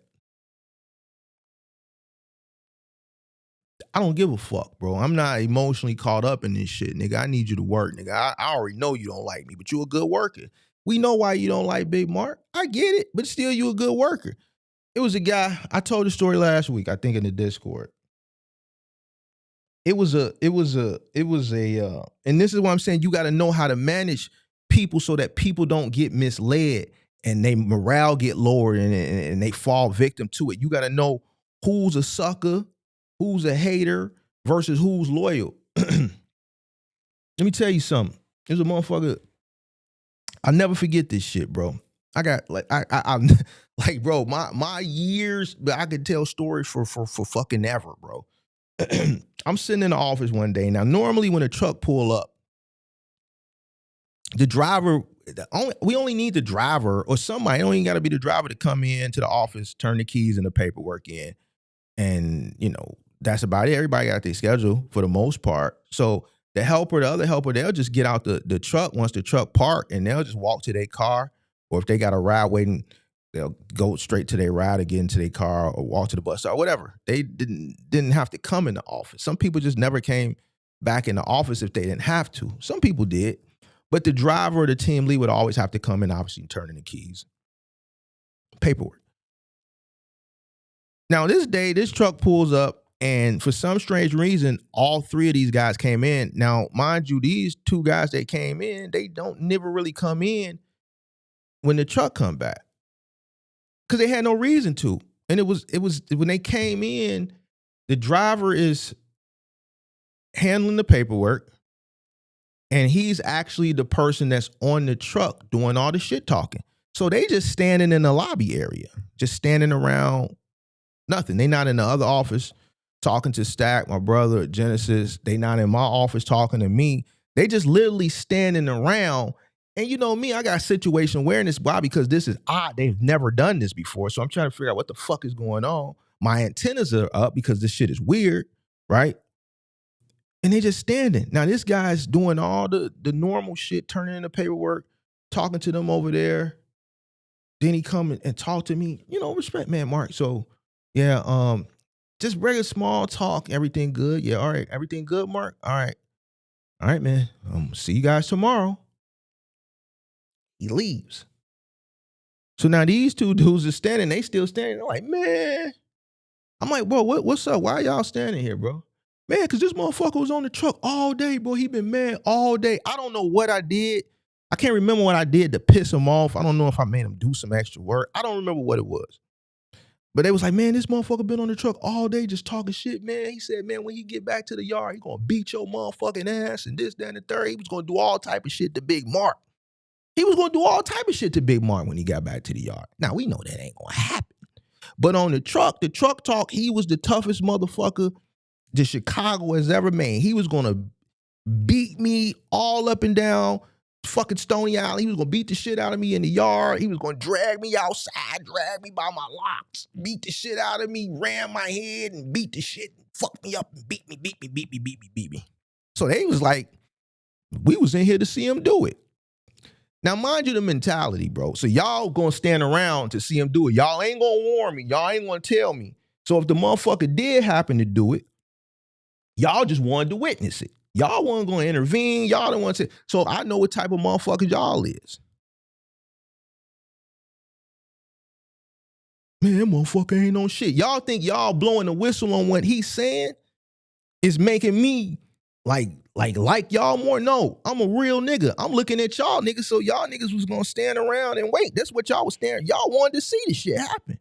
So nigga, y'all don't fuck with me neither. Cool. That's how I played it. All right, yeah. Oh, that's what he said. This is how I play it. All right, that's what he said. Okay. All right. Okay.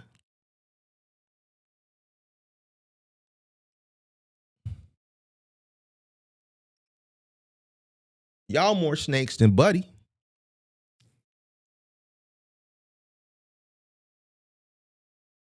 Y'all got some deep resentment and envious and jealousy about y'all. Dude just venting. Dude ain't finna come in here, boy. Don't you know, boy? Like, come on, bro. He know better.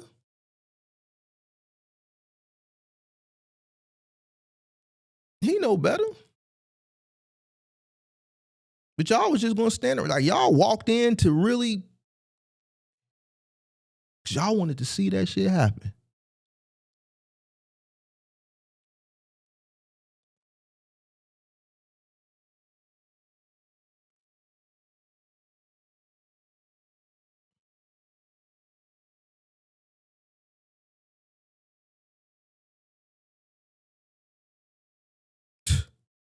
Listen, man.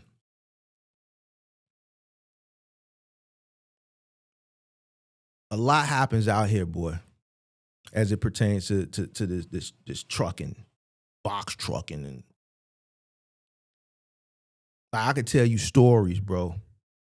And a lot of my maneuvering and and getting people just to do what I need them to do so I can constantly grow and get to this bag and take advantage of situations and opportunities, I should say, that are in front of me is because I know how to move. I don't get in my feelings. I don't get personal. It's all business to me. I know people as an owner, especially once you get to a point at scale. Imagine at 34, 35, I had a warehouse, a 12 by 60 office trailer, and a fleet of fucking trucks. 25, 30 people working for me. I look young now, bro. Imagine how I looked at 34. A lot of envy, a lot of jealousy. You got guys that were older than me working for me, bro. I understood what came with that. But I didn't let none of that envy and jealousy. Was a guy that worked for me.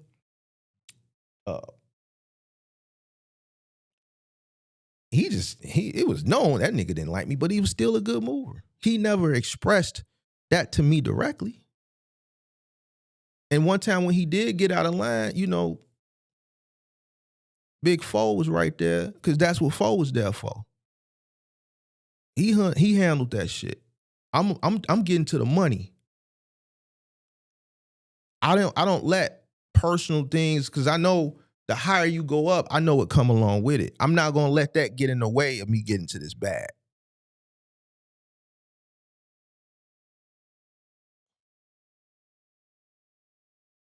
What we talking about right now is emotional intelligence. I'm not, and this is an issue that a lot of people I notice in this business got, and they ain't even nowhere to the level of dealing with 20, 25 people when that jealousy hit. You can't handle one truck and a driver. Man, get a fleet and a bunch of motherfuckers, roguish ass niggas. If you can't handle one truck and a driver or two, you ain't got the emotional intelligence to handle that, then you ain't gonna have the emotional intelligence. Because that's when the real wolves, you're gonna see them fangs come down. Then you gotta know how to, deal with that. Emotional intelligence. I'm not letting no nigga, because I know a nigga jealous of me, stopping me from getting to the bag. That shit going in one ear out the other. Nigga, we still got our head on the swivel. We still got things in order if a motherfucker want to play. You dig what I'm saying? It could get to that, but at the end of the day, I'm not gonna let what comes along with being an owner, a business owner, especially in a community like where we come from, where we already know it's a crab in the barrel mentality, interfere with me getting to the bag. Man, let motherfuckers tweet.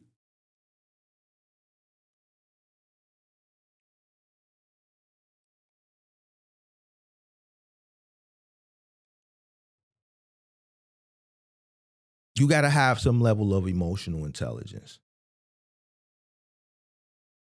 And I've realized, last year with doing this content shit, talking to people, that a lot of people just don't have it, bro.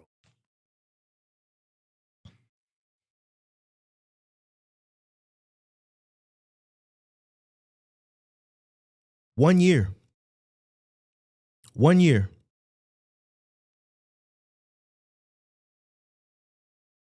I suggest that everybody that comes into this business get out of the mindset of stream of revenue, passive income, and they get on the truck for 1 year.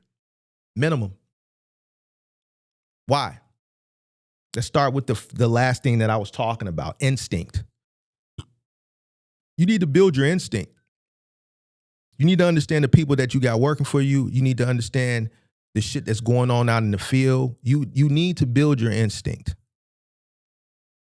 so you know how to move from a personal and, an operational perspective. Discipline. You have to have discipline. You can't teach discipline for your business if you don't have it yourself. You got to build respect for the work. People ain't going to respect the work if you don't respect it yourself. You have to want to love it and be obsessed with it so you can train and teach another person how to respect the business. You have to build your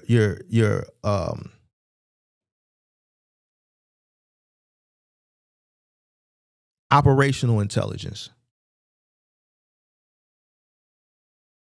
I know already, and even with the conversation that I had with a guy in the Discord, it's right before like operational intelligence. Like a lot of people just don't have it. You build it from being out in the field, learning, so you can understand. Leadership. Everybody wants to scale. Everybody comes into this business wants to scale.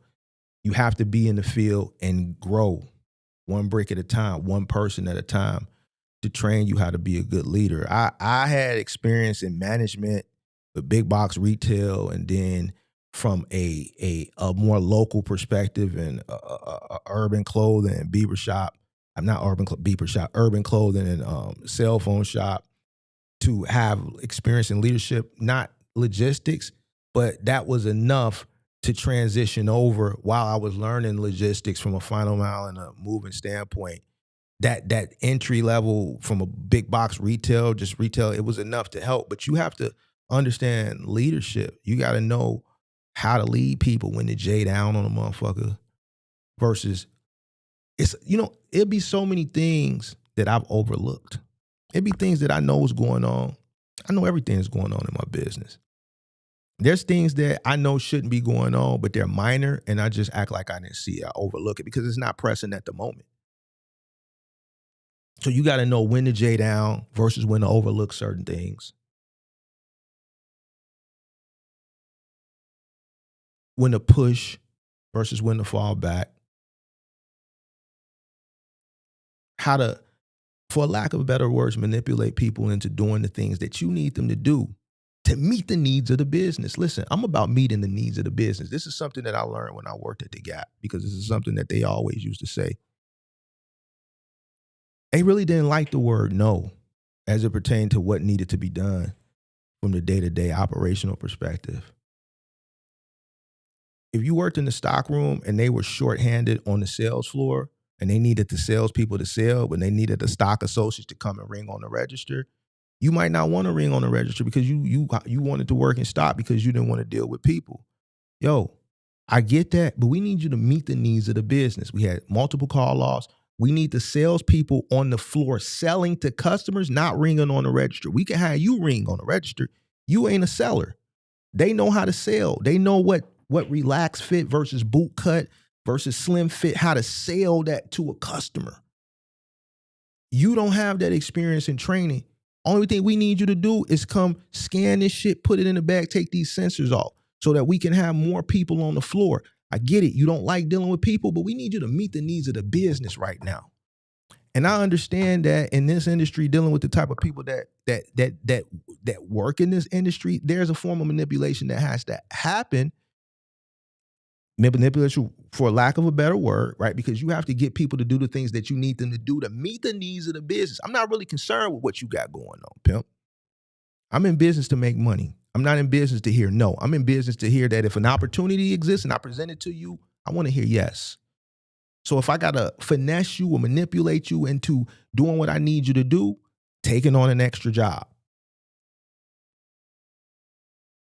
You know what? This don't fit in the elevator and it's a high rise.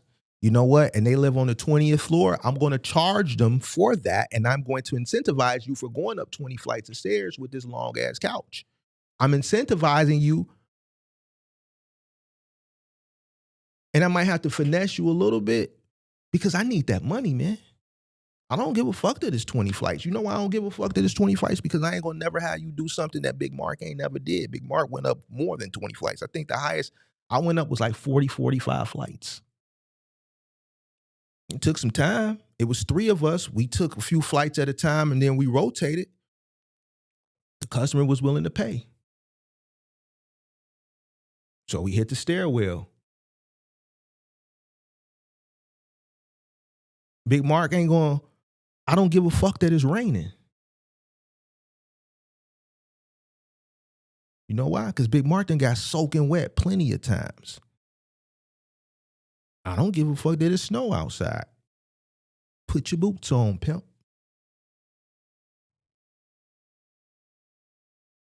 Put your boots on, pimp.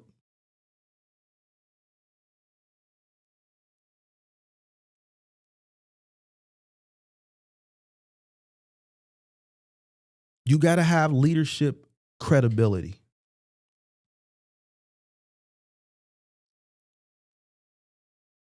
After you go through the first year, you're going to be able to decipher through the bullshit or not. You're going to know what a good driver looks like.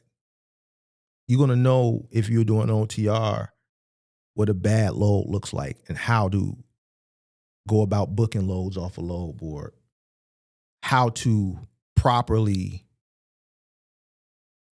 vet out crews and know what contracts in final mile are better for you. It might be better for you to cover rural areas. For me, I'd rather cover the local areas. Why? Because where the 3PLs are at in my market are way out. Addison, Wooddale, Elk Grove Village. My warehouse is on the south side. I don't want my trucks and my teams covering the northwest side, northwest suburbs, way up in Antioch, way up in Gurnee. Why? Because now that's a 2.5 hour travel back during rush hour to the city. And that's just in the suburbs. It's just traffic. I don't need them going up all the way to the Wisconsin border by Antioch, Zion. I don't want them routes. I want the routes once they come out of Wooddale, once they come out of Addison, once they come out of Elk Grove, to bring them trucks need to come back. I want them routes to be in the city. So once they done, they got a good little 10, 15 minute trip back to the yard instead of sitting 2.5 hours in traffic because they way up there somewhere to get back to the yard. You're going to learn that once you out and taking different routes for the 3PL. So now when you remove yourself from the truck and you go out and you source other opportunities, you're going to know what to do, what to take versus what not to take, understanding that coming in on the new, they're going to give you the worst route. You know you got to deal with that, but you also know you got to work your way up out of that. So now you know how to be on the hunt. Man, we're going to have to outwork these guys, man. I need you to go in here. I know, bro. I know once y'all finish the route, y'all way over there and it take time. That's why I need y'all to go in there work. On the front end, I'm going to work my number on the back end. Wherever you see any weaknesses at in that 3PL, whatever routes is good and we see any weaknesses, let me know so we can start working on. You will do your job by making sure your performance scores are good. I'm going to do my job with the network and talking to the operational supervisor and running my finesse, running my game there. You know that because you experienced it. From a moving aspect, it's just like I was talking to Buddy in the Discord last week. He way up in the northwest suburbs. Nigga, you on the new, bro. You in a city with 2.7 million people, 9.2 million people with the city and the suburbs combined. Why the fuck are you way up in Wisconsin somewhere, bro? Talking about, man, Mark, I'm struggling in Chicago with my moving company. It's fucking 9.2 million people, and you're telling me you're constantly taking work in Wisconsin. What the fuck for, bro? What the fuck is in Wisconsin, bro? Why the fuck are you in Barrington? Why are you in Mokina? Not Mokina. He way up and goddamn by Rockford somewhere. Why the fuck are you up there, bro? Bro, the last 3 years, bro, I cut off all them suburbs, bro. I cut off everything. When I was on the truck, I'm like, bro, nigga, I'm back out here, nigga. I'm not going way out there. Man, I'm not going to Naperville. I'm not going to Aurora no more. The farthest I'm going west is Elmhurst. The farthest I'm going north is Evanston. And I'm picking the south suburbs, cherry picking them bitches. I ain't going to Harvey. I ain't going to Dalton. I'm cherry picking my shit. Why? I got the experience. He on the new. Man, Mark, why shouldn't I go do a move on the south side? Nigga, you ain't even from here. You can't decipher if a motherfucker walking up to you trying to be nice to you or they finna take the truck. Nigga, that's why you don't need to be on the south side. Ain't no money on the south side anyway. You get that experience from being out here in the field, knowing your market. You ain't from here, so you really need to learn your market. Ain't no money on the south side like that as it pertains to moving. I don't really need to market to that area. Ain't no money on the west side as it pertains to moving. I don't really need to market to that area. Let me market to the north, these neighboring suburbs, Hyde Park, it's a college area. Let me go market over here and get to the money downtown. So now you're not wasting money on leads for shit that's way out. Yeah, it's a reason why them people was booking you because the majority of the companies ain't really trying to service those areas because it's 9.2 million people in the city and the surrounding suburbs. Why we got to go way up out there? An hour and a half, 2 hours outside the city. By the time you get out there, nigga, I already got it. The travel, nigga, I got a crew that's done already did a move, started an hour and a half ago. When you was start your journey, go out there, they about 30 minutes to be done on their way to their second job. By the time you get all the way out there, do the job and get back the same money you made, this crew done did three jobs and made the same money. But guess what? They didn't spend the same in fuel, the same in wear and tear. They didn't have to sit in traffic for 2.5 hours coming back in rush hour traffic, coming around through O'Hare and all that shit on 294 and all that construction.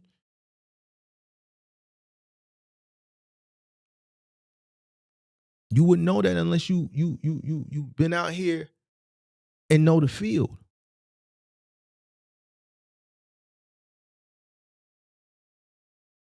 You know what works versus what doesn't work. You know when it's time to scale. I tell people all the time, man, the business is going to talk to you.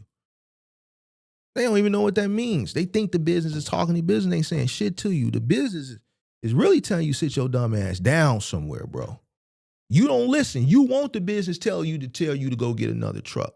The business is telling you to sit your goofy ass down or slow your goofy ass down, and you trying to make up things in your head thinking what the business ain't telling you to go get another truck. The business telling you to slow your goofy ass down. The business gonna always talk to you. Y'all just don't, for the most part, most people just don't. They hear what they want to hear. Like I talked about we did the repossession shit last year. I mean, not last year, last night. It's like the business will talk to you, your mind talk to you. You got that good motherfucker and you got that bad motherfucker, right? You go into the dealership, the good motherfucker, the average you should be getting a note on is 5-6 years.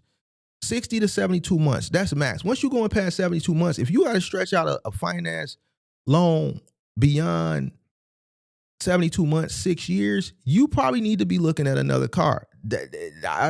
I'm only giving you 72 months. If you got to stretch it out to 144 months, 84 months, 96 months, all that goofy shit just to lower the cost, you shouldn't be buying that car. But you know what? People come up with something in their head to justify extending the loan so they can hide this car that they can't afford, and then it ends up getting repossessed anyway. You know you can't afford it, but you forcing a justification for a reason to get it. Same thing with the business. The business is going to talk to you. It'll tell you when it's time to scale. You know how I know when it's time to scale? When you got one truck, you constantly making money. You making so much money. The truck is always booked to the point where you just telling people, yo, I'm booked. I'm booked. I can't take no more. And the phone just don't stop ringing. I ain't never had to go look for work. I knew when it was time to get another truck because I'm turning so much work away. I ain't never willing got something just to go, all right, let me go get another truck and go find. I never did that shit. To me, that's goofy. I'm just keeping it a buck with you. If you did that and you mad at Big Mark, I'm just being honest. That's some goofy shit, bro. If you got a truck and you're building a business, you have to build the business. Once people start contacting you and opportunities start coming that you can't handle, that's when it's time to go get. You've mastered this truck and you mastered it. You're making money, and people and businesses and everybody says, man, we need you. But you can't do it because you're just so booked with this one truck. Then that's the business telling you, yo, you're getting calls. This truck is stay booked and busy. And you're constantly fielding calls all day that you're telling you can't take any more work. You can go get another truck.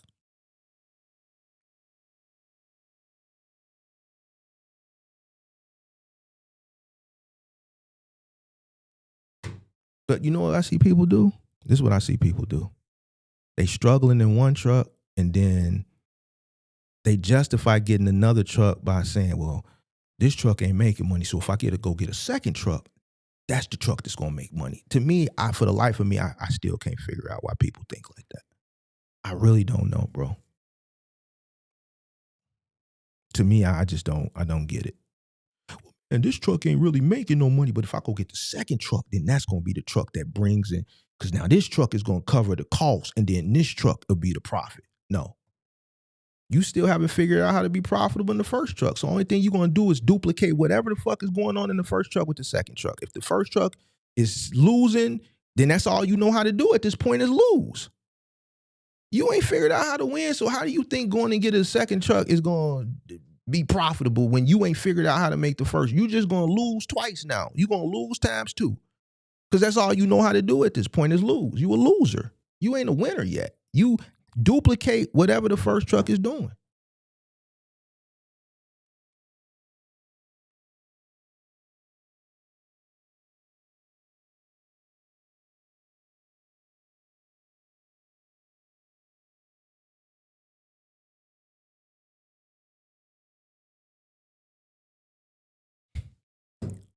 It's no passive income, bro. This is not a passive income thing, bro. Stop letting people send you off. Stop letting people say ain't shit passive about this shit, bro. Anybody that's in this shit will tell you it's nothing passive. And you know how the people they sending you off,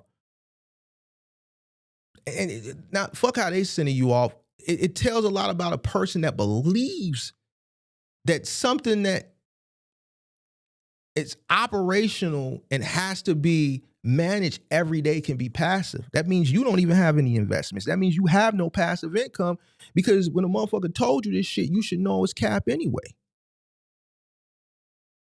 So that tells a lot about you. That's why when people come up here, if you've been watching me long enough, you can tell immediately first couple sentences which way I'm going with and what I think.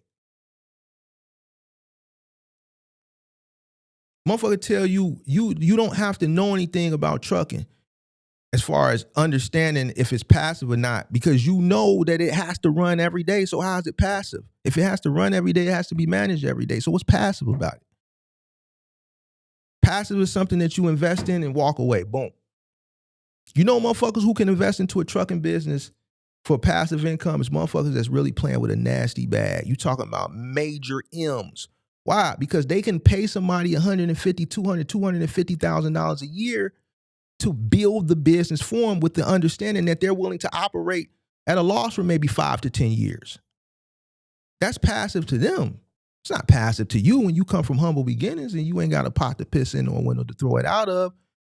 And this money that you're taking to invest into this business is a risk.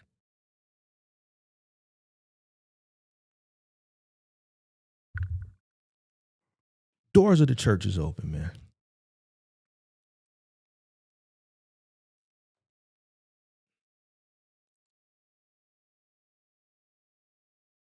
Oh, bro.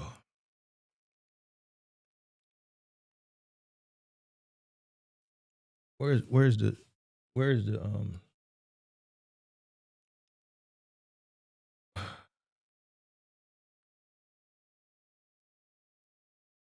the doors is open, man.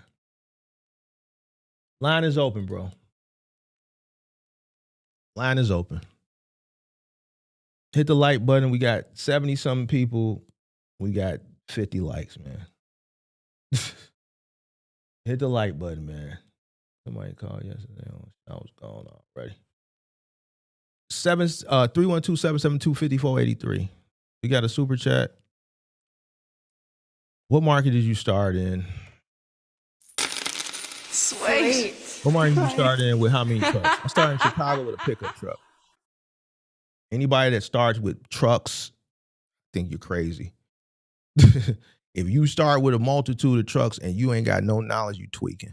Unless you like that example that I just gave where you just got millions of dollars and you want to start a trucking business and you can start at scale and it won't affect you from a investment perspective because you have someone like a CEO or operational manager who you're paying six figures to, $150,000, $175,000, $200,000, $250,000 to build a business for you, and you're doing it with the understanding that you're probably going to operate at a loss for about 5 years. I started in Chicago with a pickup truck. I started from very humble beginnings. Very humble beginnings. Many, many moons ago. Many moons ago.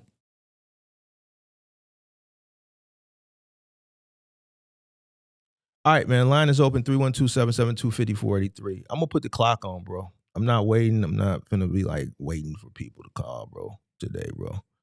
You call. If you don't, you don't. I'm out of here. Got shit to do, bro. The gym is packed. You got all these New Year's resolution people coming to the gym looking lost and shit. I ain't got time to deal with that shit today. And I got to jump in the Discord after this because I got to get some straightening. I got to get some people straight in the Discord, bro.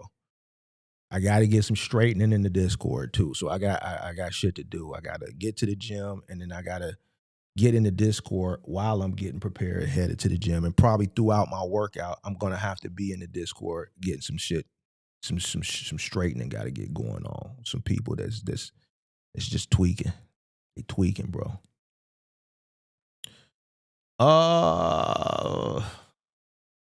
Let's see. You said you persuaded them, you manipulated them based on the fact that you know they need the money. That's a good way to put it. I just didn't feel like making it sound politically correct. Hello? Hello? Hey, Mark. What up? Who that? This is Priya, but I'm in the chat as Royal Wash. Oh, Royal Wash? My name is yeah. What's going on? Nothing. I'm over here listening to you. This is the first time I actually heard you go into your story. I honestly thought you was just a shit talker like everybody else. But maybe you did a little bit more than everybody else. Why you think? But I didn't know you had warehouses and things like that. Go ahead. Why you thought I was a shit talker? Because people on YouTube talk shit and they don't really do it, and what they really do is, I think more so sell courses. Yeah, I've been challenged, and I've been through I'm credible. I've been through all the challenges and shit, and had to pull receipts and went through the info wars. I've been doing this content thing almost 4 years, so I get it. But Big Mark ain't. I don't.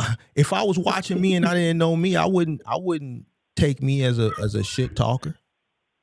Why? I just jumped to conclusions. I took you in the boat with everybody else. You know where I'm from? What you say from Chicago? Yeah, so you didn't know that before, but if you would have knew that up front, then you wouldn't have thought that, would you? No, you think I can move? Chicago, people everywhere talk shit. But them middle Americans, you can't move through a city like this and be a shit talker and be capping because it's too many motherfuckers. It's too many people. Right. You dig what I'm saying? So, eventually a motherfucker be like, nah, that ain't. Motherfuckers then came like, yo, I work for him. Yeah, he's an asshole, but he really did this shit on a high level. Yeah. Right. You got me over here like, I'm going to join this Discord. I don't be joining anybody program. But you got me over here like, I'm going to join and see what I can learn from the brother, because I am trying to, I guess, grow I don't really want a trucking company. My husband does. But I am trying to help him grow that trucking company. And I'm just, watching you, it did teach me, like, this market, and then looking at our market here, it taught me that final mile is kind of where it's at. I mean, I haven't done it. I would have to test it out. We did medical carrier and things like that in vans. But right now, we have a contract, third-party contract with U.S. Mail.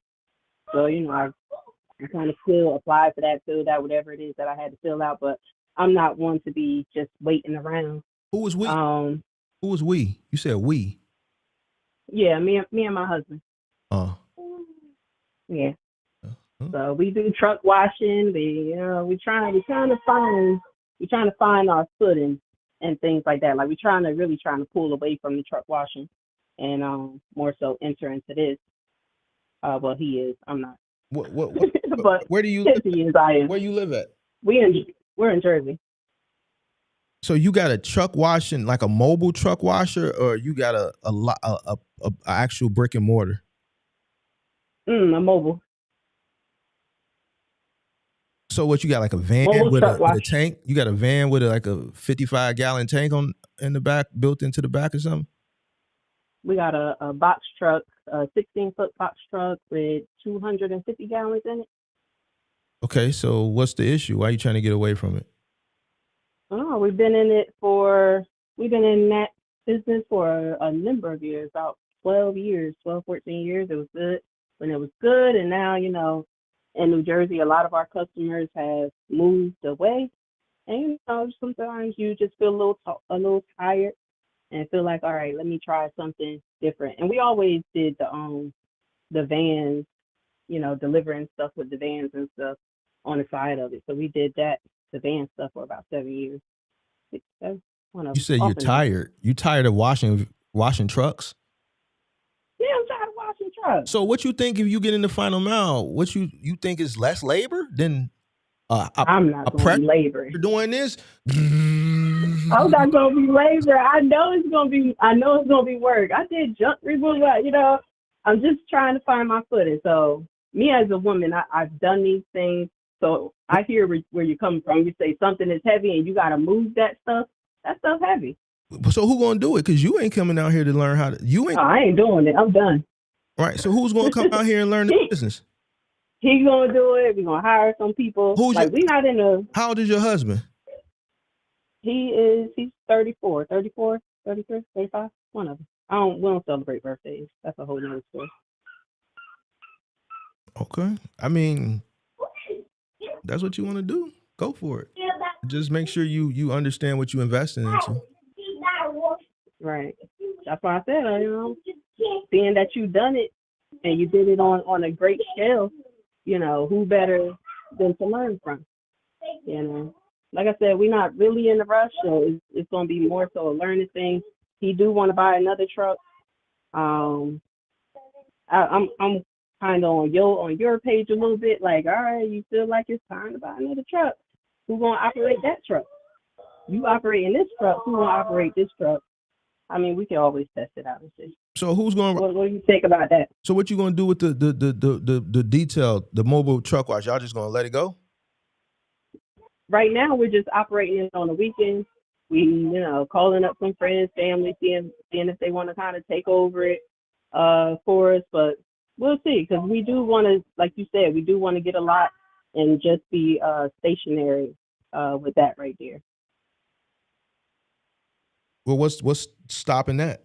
If you've been in it 12 years, why haven't you gone from a mobile car wash to getting a lot or something off a highway and getting with a few bays and doing it?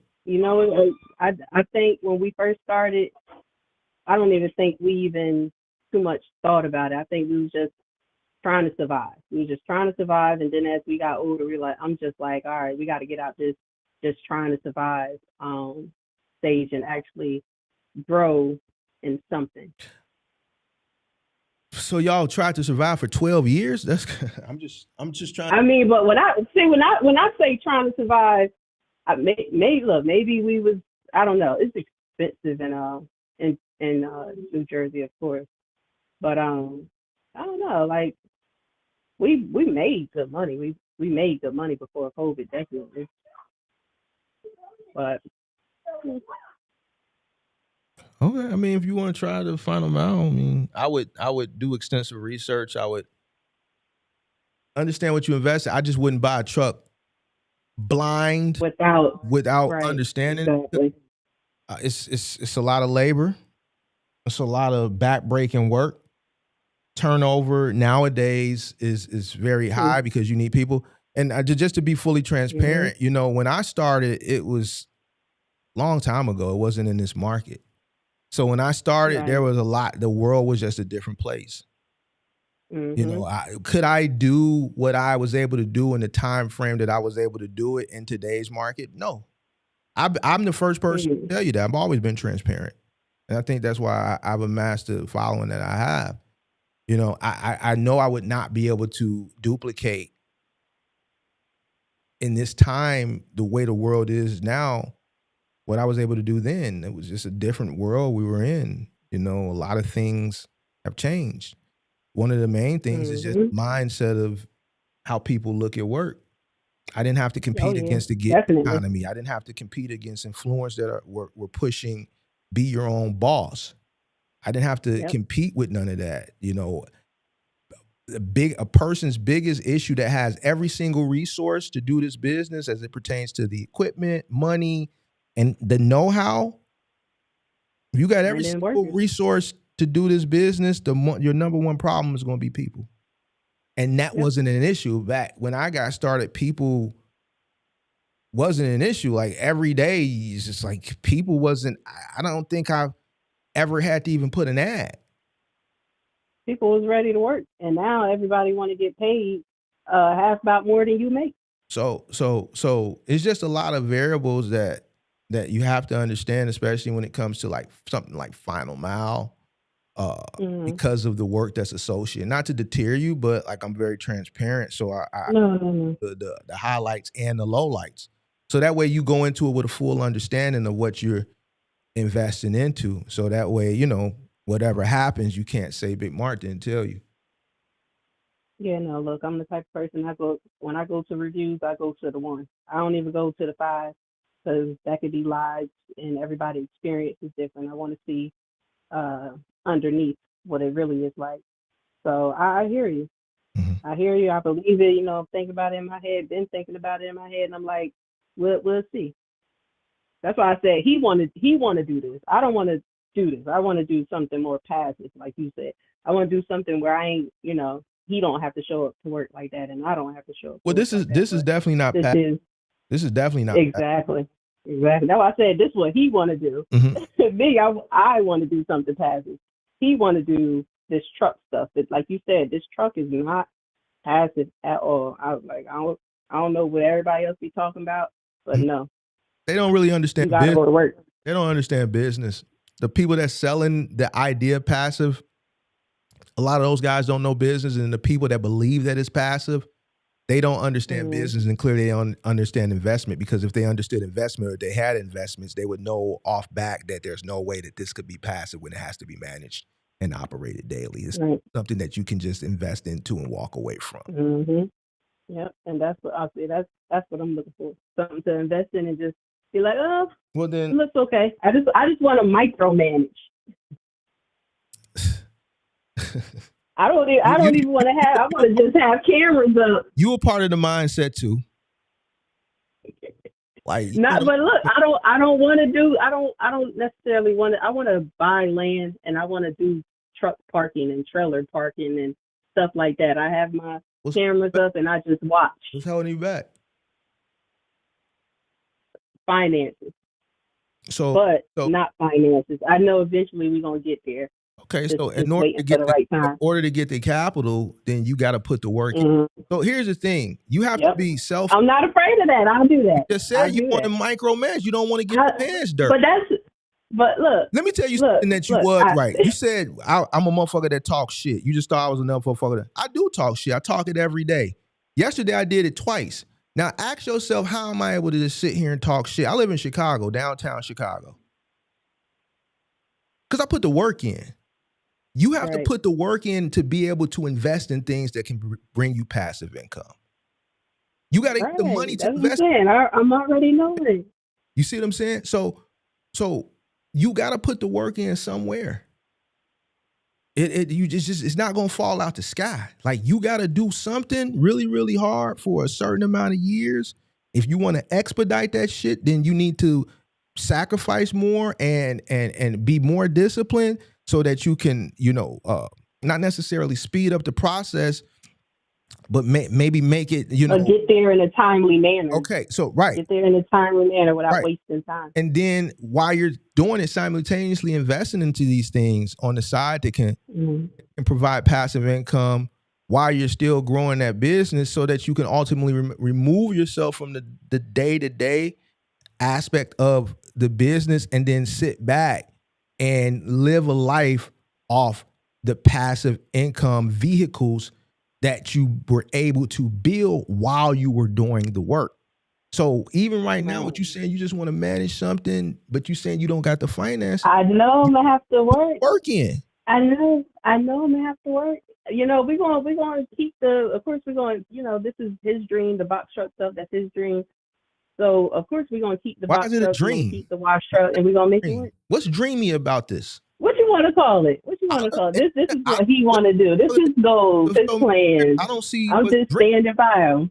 Huh? this his goal. Let's put it like this. This his goals, his plans, and I'm just standing by him.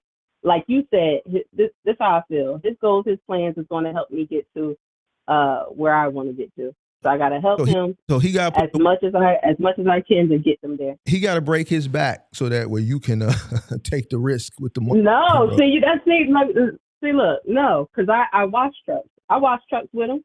Mm-hmm. Like I said, I did junk removal with him. He didn't want to do the junk removal. That was my plan. And I did junk. Well, I told you in the beginning. I did junk removal. I moved stuff here and there. I did that. That's why I said I understand how much work, how much laborious work it is. And that's why I'm telling you, like, I'm 30-something years old. I'm tired of all this laborious work. When I was younger, it was fine. But, and I got kids now. So I kind of want to get into another field that can bring in the income. And I don't have to go out and do the work with them. Because like you said, it's hard to find people that actually want to work. And I tell my husband that all the time, like a lot of people ain't going to work how you work, especially this is not what they really want to do. This is what you really want to do. So of course you're going to work harder than that person. Did you just say you 30-something years old? Yeah. What that's supposed to mean? I got kids. What? You ain't say you ain't here. I got kids. What that mean? I'm tired of laborious work. Like I feel like, and I could be wrong. Like I know you're gonna correct me. I feel like this, like you were saying, this is not really a market. The stuff that I do is not really something that women do. But I do it because I know that my husband needs a partner, and I want to be that, be whatever it is that he needs in order to make these things happen. You can't do junk removal. You can't do moving. You can't, do all this stuff with just one person. You probably could. You're going to break your back even more. But why would I let him break his back? I'm going to go out there and do it with you. So you and your husband was the junk removal team? Yes. Me and my husband. You was moving like furniture out and stuff like that? Furniture. Was y'all breaking the stuff down with sledgehammers and shit like that? Yep. So you was walking into like nasty basements and nasty attics and cobwebs and demo. Yep. For real? Yes, sir. He didn't like it. The money was there. I told him that the money was there, but he didn't like it. You a real one, but man, I don't know, man. I don't know if I would have had my ED out there because that shit nasty. I did it. I started a junk business. That shit nasty. I wouldn't have had my woman out there. No offense to you. No, I get you. Trust me. He don't want me out there either. But it is hard to find people that want to work. You Gucci. Starting up these companies. You Gucci. You Gucci. I respect it. I respect it. You. I know you a rider. I know if the shit hit the fan, I'm gonna go do what I gotta do. Go ahead and do what you gotta do. But it sounds like y'all doing a lot of hustling and ain't trying to build no business. I mean, and it's not growing. Exactly. That's why I said I want to join your Discord. Maybe you can help me. It's rough. The Discord. It's rough in there. I don't know. We run people about. Big Mark ain't really like. Oh my God. Like I'm not really like. You know what I'm saying? Like you could come in there and you might not. It's just up to you. It's up to you. It's harsh, but it's real. So you welcome. I don't think you're gonna say nothing, do nothing that I ain't experienced. I think I'll be fine. Tenfold, man. You gotta make sure your husband in there too, because we don't want to. We don't want to have to hold you accountable when you really get to telling the story of how y'all been in this business 12 years of surviving. I'm trying to figure out how a business is 12 years in survival mode. Well, you're gonna have to help me figure that out. Like we made, we made whatever money we made per year. How did you say your husband? Where the money went? I don't know. Oh, see, that's the problem. There we go. That's the problem. I know. Where it get ugly. I know. That's where it get ugly in the Discord and motherfuckers start crying and feelings. I don't think. You did. Well, I'm hurting my own feelings by not growing the way that I need to grow. Mm-hmm. I'm hurting my own feelings. Yes. I'm hurting myself. 12 years. Let's see. I started in 2010. Yeah, since 2014. In about 12 years. It's a long time with no growth and just 12 years of of surviving. We just been surviving for 12 years. I feel Crazy. I feel like we did. Look, if we not growing, like I said, we made whatever money we made. If we not growing and getting another truck and getting another truck and getting a building and doing this and doing that, I feel like we surviving. But other people outside looking in, they might look, maybe we was just self-employed. I don't know. 24. Because I always say, look, we self-employed. Y'all, Yeah, 2014. That was a good time. 2014, Yeah, 2015, it was. 2016, I ain't going. and I'm just telling you from being in this industry during those times, a lot of your content creators wasn't even thinking about this shit back then. So I gotta tell you, 2018 was a killer year for trucking. 2019 was a little rough. Yep. 2019 was a little rough. But all these years were good because That's when it started getting. That's when it started getting tough around that. It was a 2018. it was a great recession in 2019. 2017, 2018. But this was the rebound and the bounce back from 2008. So all this was like this. That's all that was. So like, man, like during those time periods, those was the opportunities, and there was organic growth. Like I don't understand how y'all. I took advantage of that. We missed it somewhere. On your way, you're supposed to have investments. You're supposed to have property. You're supposed to be gone. Everything. We missed it somewhere. We invested in some things outside of the box truck. I think that kind of tied us up, and we took an L there. Where but invest? No excuses. You invest in? Talk to me. Talk to Big Mark. Where'd you invest in? Mark, we invested in some black people stuff. No, tell me what it was. I want to know what it was. What was it? You got a boutique? You got a Shopify store? What you get? Nah, even blacker. Candles, oils and candles. Even blacker. What? So you gotta go real black. What? You gotta go real, not even African American. You gotta go like some real nigga stuff. Nigga shit, legal or illegal? Legal. Legal? Brick and mortar or no? Was it a brick and mortar? No brick and mortar. Nigga shit. What year? I gotta tell you. Tell me. I just gotta tell you. We invested in some music. We invested in some rap stuff. Oh hell no! Man. See that? Button for this. This is a certified hood classic. Damn, son, where'd you find this? God damn, bro. You invested? Who you invested? Who out in dirty? Fat? Nah, it couldn't have been. They not even, you won't even, it don't matter. They never made it. Where they at? What's the name of it? They never made it. Come on, we finna give them a little. They never made it. They gotta have something. What's their name? Nope. What's their name? Their name is Angel, and they never made it. She was a B singer? No, it was a he. Angel? That was his rap name?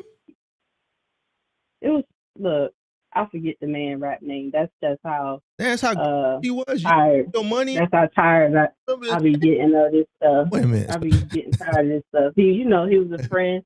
We call him Angel. Wait a minute. What his rap name was? Y'all took. I have back in the archives. Y'all took y'all mobile power washing, truck washing money and invested it into into some black people stuff. So y'all always thought y'all was finna be y'all thought y'all was finna be the they thought that. They thought, I didn't think that. I told them, hey, yeah. Let's take this and let's invest in some property. Yeah, that's I'm always on the property stuff. They was like, nah, we gonna do it. We gonna make it. All right, let's do it. Was he like Fetty Wap? Was he like, did he rap like Fetty Wap? No. Ask y'all a question. So you from New Jersey? Was the rapper from New Jersey too? No. He was from back home. No, he was from back home in Florida. Oh, from where in Florida? Yeah. Bradenton. Where? Bradenton. Near the Sarasota. Bradenton, near the Sarasota, Tampa Bay area. That's Middle America somewhere. Exactly. Yeah, we ain't never heard it. Yeah, he wasn't gonna make it.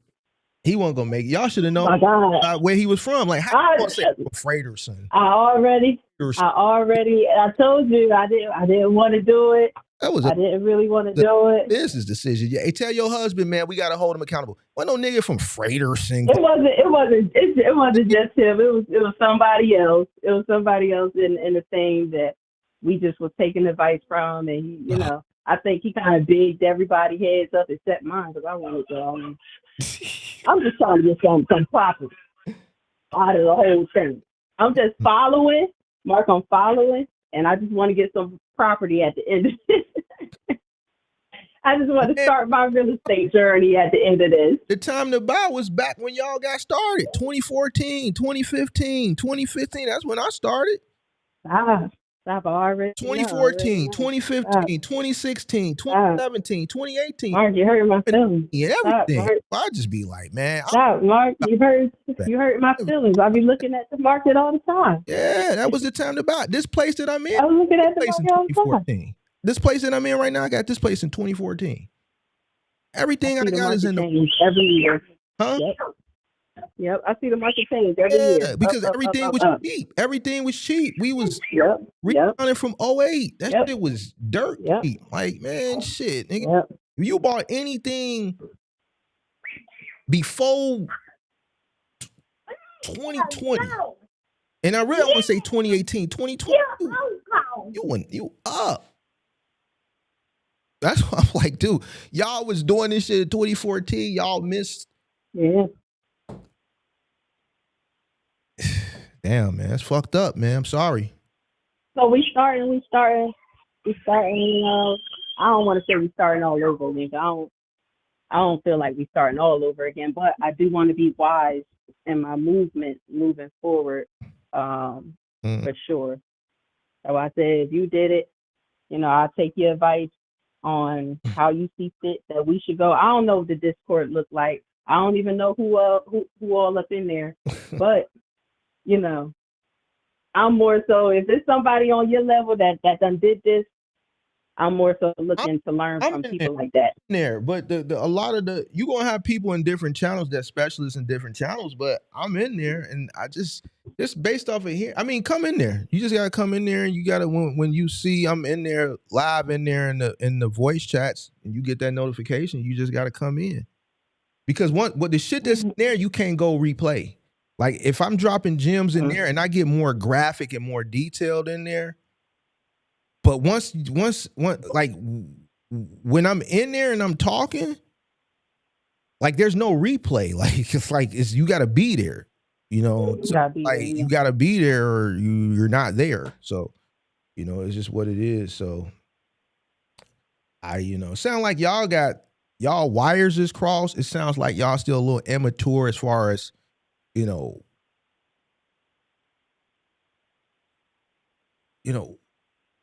managing money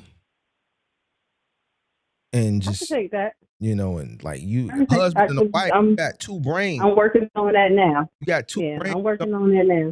Somebody got to be the person that's disciplined and somebody got to be the person that's it's got to be one of y'all got to be the person that's just got some financial literacy and some discipline. But that's what I'm working on now. I'm bringing us, back in to repairing the finances and just setting up some type of stable structure. Yeah, all, like stable rappers and all this goofy shit. Like I'm not like that's the worst thing. I was young. Everybody was doing it. No, it wasn't. No, it wasn't. Niggas was investing in stocks. Niggas was investing in crypto. Niggas was investing in real estate. No money in rap. I'm gonna cry. Nah.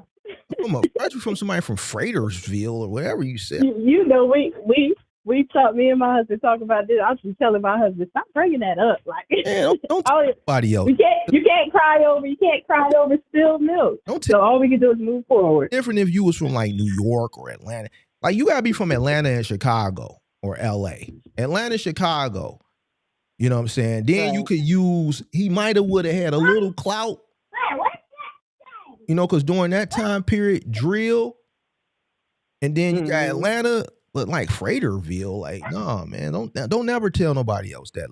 Let this be the last time you tell somebody. You can't use that for clout. It'd be different if you was from like Atlanta or Chicago. You'd be like, I'm from Chicago. You would get that clout, or I'm from the A. You would get that clout, or you from Houston or LA. Fratersville. No, we not. People make it out of small countries too, Mark. No, they make it out of small countries. I know. Because we call you we hold middle Americans accountable for shit like this that you doing. That's a middle American shit. A nigga from the crib would never did no goofy shit like that. That's middle, like you're a prime example of middle America activity. That's how I know you new to the channel. I am. I probably been watching you for maybe. Yeah, see, you gotta keep in tune. You gotta keep in tune so you can stay hip. You gotta get hip. Yeah. Yeah. I see y'all got a lot going on in the background too. Y'all got a lot going on in the background, so it's gonna be difficult. Big Mark ain't gonna. I hear that you come in the Discord and I hear that shit in the background. That ain't gonna deter Big Mark from not really telling you what it is. That right there, and Mark ain't got no soft spot because of that in the background. It's you still gonna get that ism. That's a choice in the decision. I mean, but it'd be needed because how else do grow something? I'm just keeping it a buck with you. I think I'm growing. I think I'm growing. Like I said, I follow my husband. Of course, I think all women should follow their husband. I give him advice. He either take it or he don't, and we just move. In whatever direction you want. Your husband sound like he's stamping shit and you just following it. He coming up with these harebrained ideas and it ain't good, but you just all right, because you ain't really. I don't all right it. I say I give him advice. I give whoever else is involved. I give them advice and they take it or they don't want to take it. Yeah, you can't. I don't feel like a woman can make a man do anything. I feel like sometimes people gotta hit their head and they learn from it. You can influence it. You can influence it for sure. For sure. Especially when it comes to the household, like investing in some motherfucker named Angel from Frayers. Like, come on, man. What that shit goofy.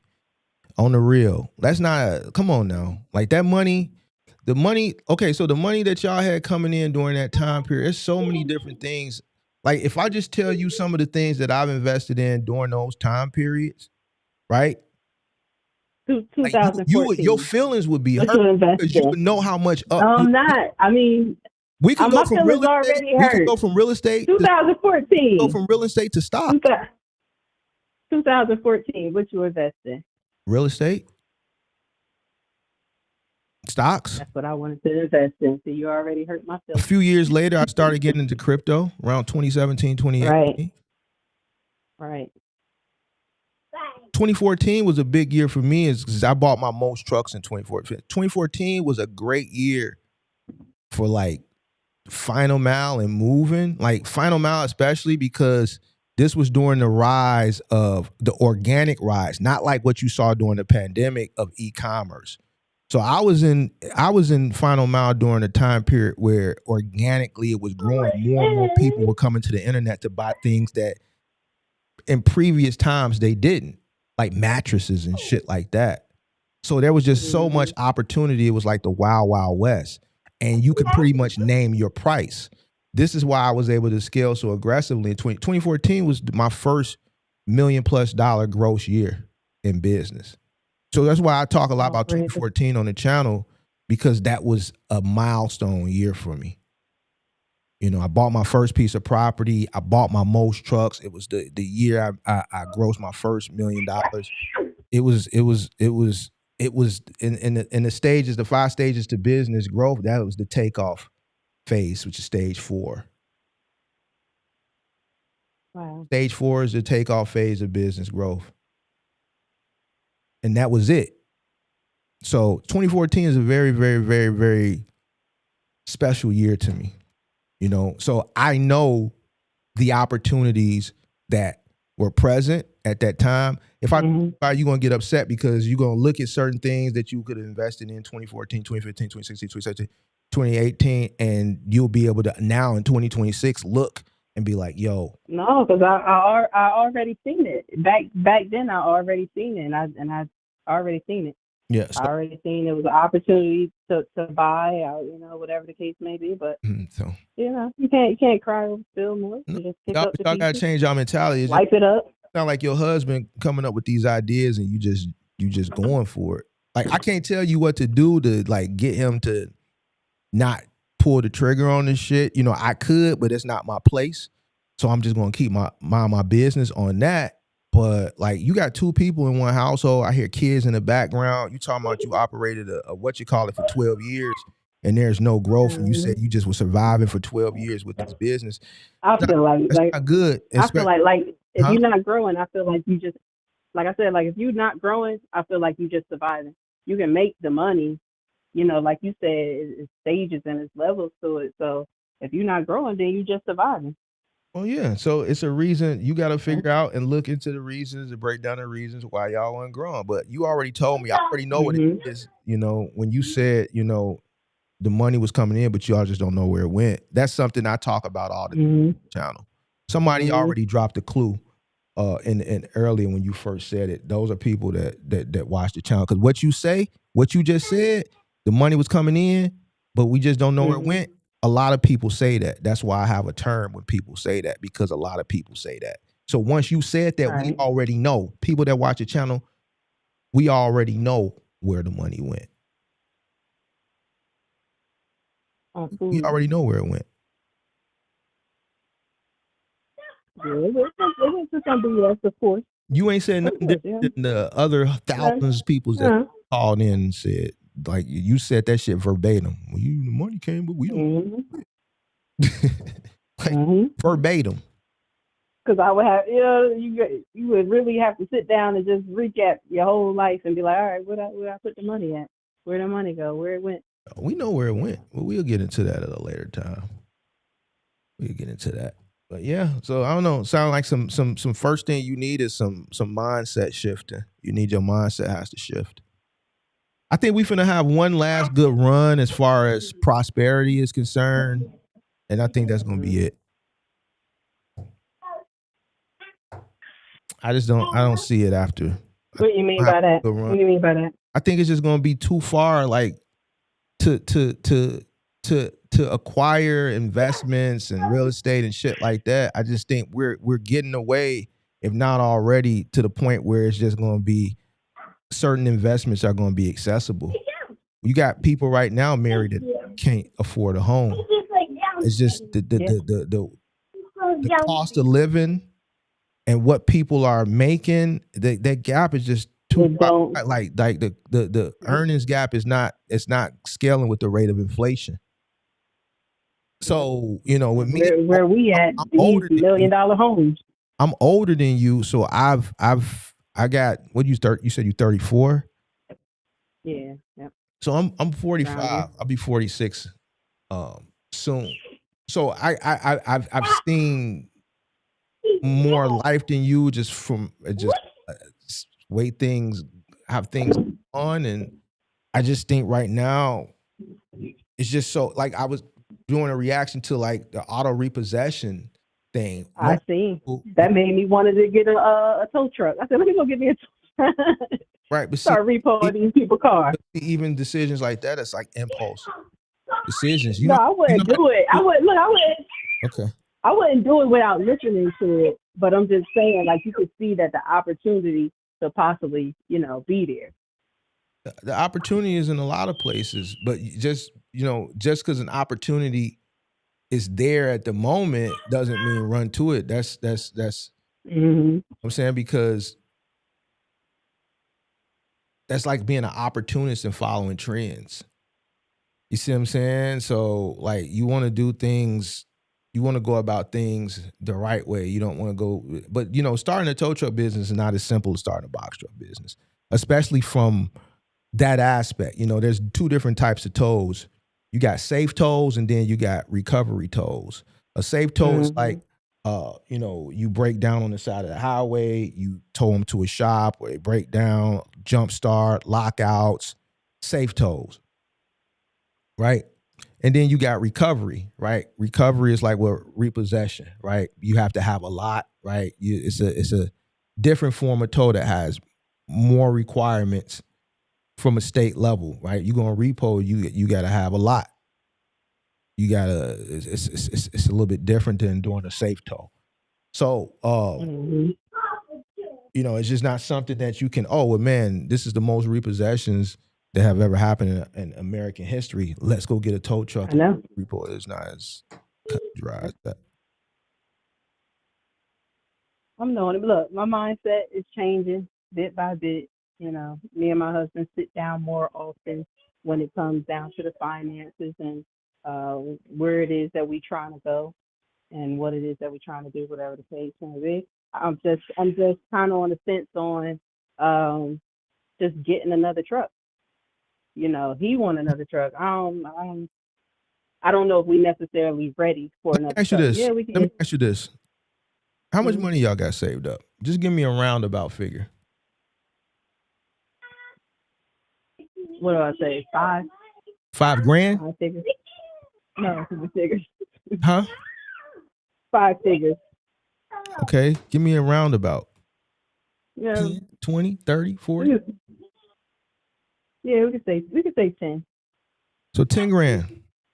How many kids you got? We play it on love. How many kids you We got? got 2. You got 2 We got 2. kids. You rent or you own? Mhm.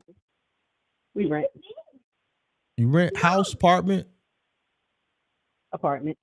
and what's your main primary source of income right now? Right now it's just the box truck, so we're not doing the wash the truck power right now. washing. Yeah, we're not doing this. Yeah, we're gonna start that back up in March. So right now Because you we're have trying to get this box truck going. Hold on. What's your main source of income right now? The box truck. What box truck? The box truck that we got. The power washing box truck? We got another box truck. So y'all bought Mark, the you truck don't be already? listening. Hold on. So we got a truck. So y'all bought it already? We had this truck for about a year now. So what is that truck doing? Right now it's doing about $4,000. Doing $4,000 a week. What? It's OTR? Go ahead. No. We doing U.S. mail. For who? We got a contract with who? Through we're a subcontractor to a subcontractor. If that makes sense, I don't know. Wait, who's the contract through? It's contract through Global, but USPS. I'm saying who's the 3PL? What company are y'all going through? We're going through someone whose company name is like Global. Their name is Global. You don't know their name? Yeah, their name is Global. Just Global. Global United. Global. Global United. Mm-hmm. Is that like a big company out there, like a 3PL? Is it like a mom and pop? Like, talk to me. I guess it's a big company. Like, I don't know all their business details, but they've been in business for a while. They got trucks or they got contractors, so they don't have their own trucks like that, really. So they just hire contractors on. So they got contractors in New York, contractors in Philly, contractors here in Jersey. They got contractors wherever. Ohio. They got contractors everywhere.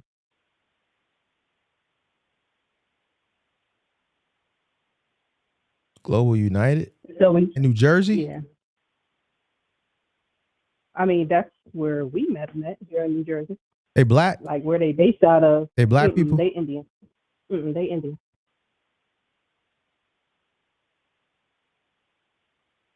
Global Logistics. Global United, you said. Yep, Global United. And where'd you find that contract? We found that on Craigslist. On Craigslist? You know, like everybody says, go to Craigslist, go to Indeed. We found them on Craigslist. And they pay you $4,000 a week. $4,000 a week. All praises to the Most High. To do what? To do like round trips. Round trips from where? Round trips from. Let me just give you them out. Yeah. It's like 80 miles. Would it be 80 miles? 80-mile round trip. 40 miles back. 40 miles down. 40 miles back. So we come from Kearney to Monroe. And this is what, Monday through Friday, Monday through Saturday? Yep, Monday through Saturday. And your husband does this? Mm-hmm.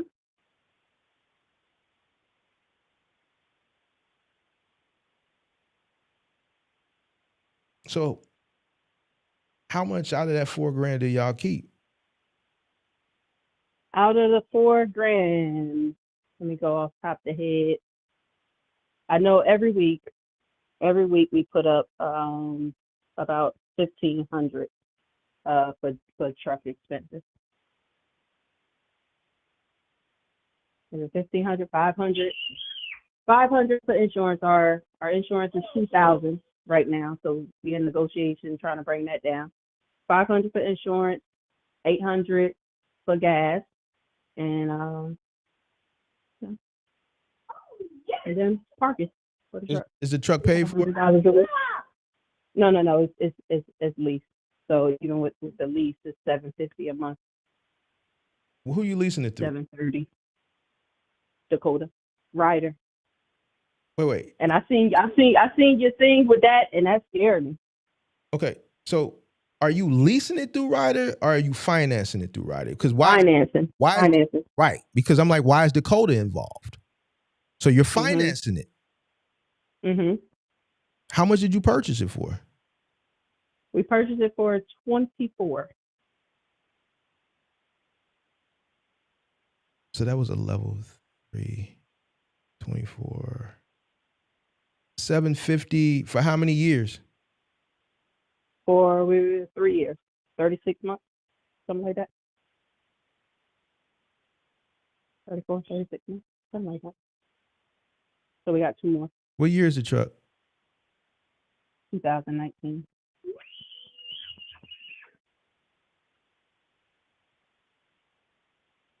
And you said your insurance is $2,000 a month? Mm-hmm. How many points your husband got on his record? None. Huh? None. They just told us our DOT is new, and so they had to give us the highest mile thing, and then we gotta have 2,500 in collision coverage. New Jersey is kind of rough, like Florida. Yeah. But his MVR is clean. I mean, we're talking to some people now. Yeah, we're talking to some people now Who you to got bring for it down. insurance? Progressive? Progressive, of course. And I tried legal rock, whoever you be talking to, you be talking about. I tried them and it was like, oh, we don't have anything. Only really Progressive is out there. But we're shopping around. People saying that they can help us out. We'll see. Everybody telling us we should be paying $700, but I don't know. I don't see that. But if it happens, that'd be good. $700. Right. Right. But okay. So I didn't know. I didn't catch the fact that y'all was out here running a truck. So how much are y'all paying yourself a week again? We not. I ain't get to that point. I ain't get to that stage. Like I'm trying to situate the bills. I'm just trying to situate the bills, make sure everything's getting paid on time. So you don't know. Make sure that I'm saving up money. So y'all don't know. No, I don't know what we're paying ourselves. Okay. Well. We ain't get to that level yet. But y'all been running a year. Yeah, about a year. That's why y'all in this. It's been ups and that's why y'all in the situation you in. I'm on. That's why. Look, that's you why didn't get to that level. What level is it? Like, how long you gonna wait till you determine that you need to know what's coming in and what's going out? I know. Look, I know. That's what I'm saying. I just don't know how much I'm paying. Let me ask you a question. How do you determine how much to pay yourself? Because I can't take the 1,500 from the. I mean, go ahead, answer the question. You the what you call? I mean, first. How do you determine? How you pay yourself? First, you need to see what's coming out. What is costing you? I got that. You should be the last person. Then what? After you all your costs, you gotta see what's left. Mm-hmm. Right. So now you got to determine, how much you can pay yourself based off what's left from all the other expenses, but you still have to cash flow the business. So you don't get all of that money. Of course. So whatever is left, you have to from our and prepare for Uncle Sam. Yeah, of course. So you got to do your books. It don't sound like y'all doing your books because you wouldn't be asking me this question. Yeah, not really. And you we just trying to save money and. Right now, we're just trying to save money. That don't got nothing to do with it. They ain't got nothing to do with it. You might not be able to save no money. The same reason I'm already knowing it. That's why I'm like, I'm a ignorance is bliss. So I'm like, look, I'm gonna go in this thing blind. We need to save money. We cannot, be out here just with no savings. Be out here with nothing. So I'm just like, let's just save as much money as we can. And of course, just getting a box truck. It wasn't easy getting contracts. You get a contract and they don't pay. You get a contract and that person, go out of business. So that happened. Ups and downs. I talked about that the other day. I had a 3PL that didn't pay me for 2 settlement periods. By the time they got around to paying me, they owed me damn near 30 G's. Yep, my God. But that's at scale. See, so I'm saying that's just a part of the business. I got a that owe me 11. Well, they owe me like 8. They sent me 3. They owe me 11, but then they sent me 3, and they've been owing me this shit since like 2017. At least they trying. I got people that owe me that ain't even trying to pay. But here's the thing: I have been doing business with them since 2013. So yeah, wow. shit happens. When companies they fail and they have a rough, So that's just a part of the business. But that don't negate the fact that you don't know what the hell you doing. You don't know what you paying yourself. It's a year, and you talking about we ain't got to that point. That point starts the moment you start. Ain't no I got to that point. The reason why you operated 12 years in the power washing business and you ain't got nothing to show for it is because of this shit that you just said right here.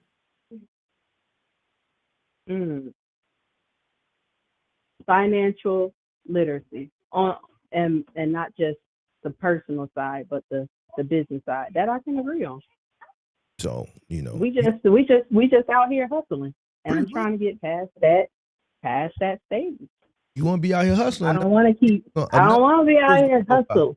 Yeah. I don't want to do it. Yeah, you do. I don't want to do it. I'm gonna be and here. Like you said, it's closing. I'm gonna be here talking shit still, because I know what to do. I know what to do with the money. Every dollar is a soldier. Every dollar. My soldiers hit the battlefield every day to recruit more soldiers. Every day. My money has to work for me.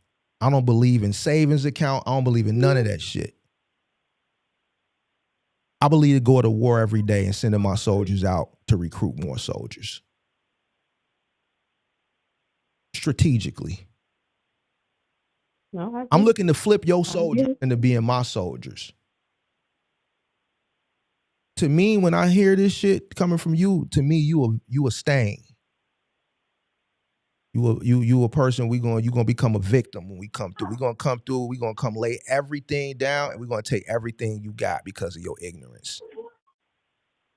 And all your soldiers, that 10,000 that you got, them gonna be my soldiers. And you don't have that mindset. Y'all go out, y'all make money, and I already know where it go.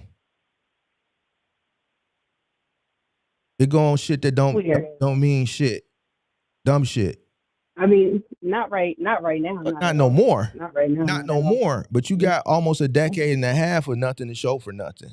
And you said that y'all made money in a time period where assets were fucking, in comparison to now, were very, very much affordable. No, I agree. I think we made some wrong decisions along the line.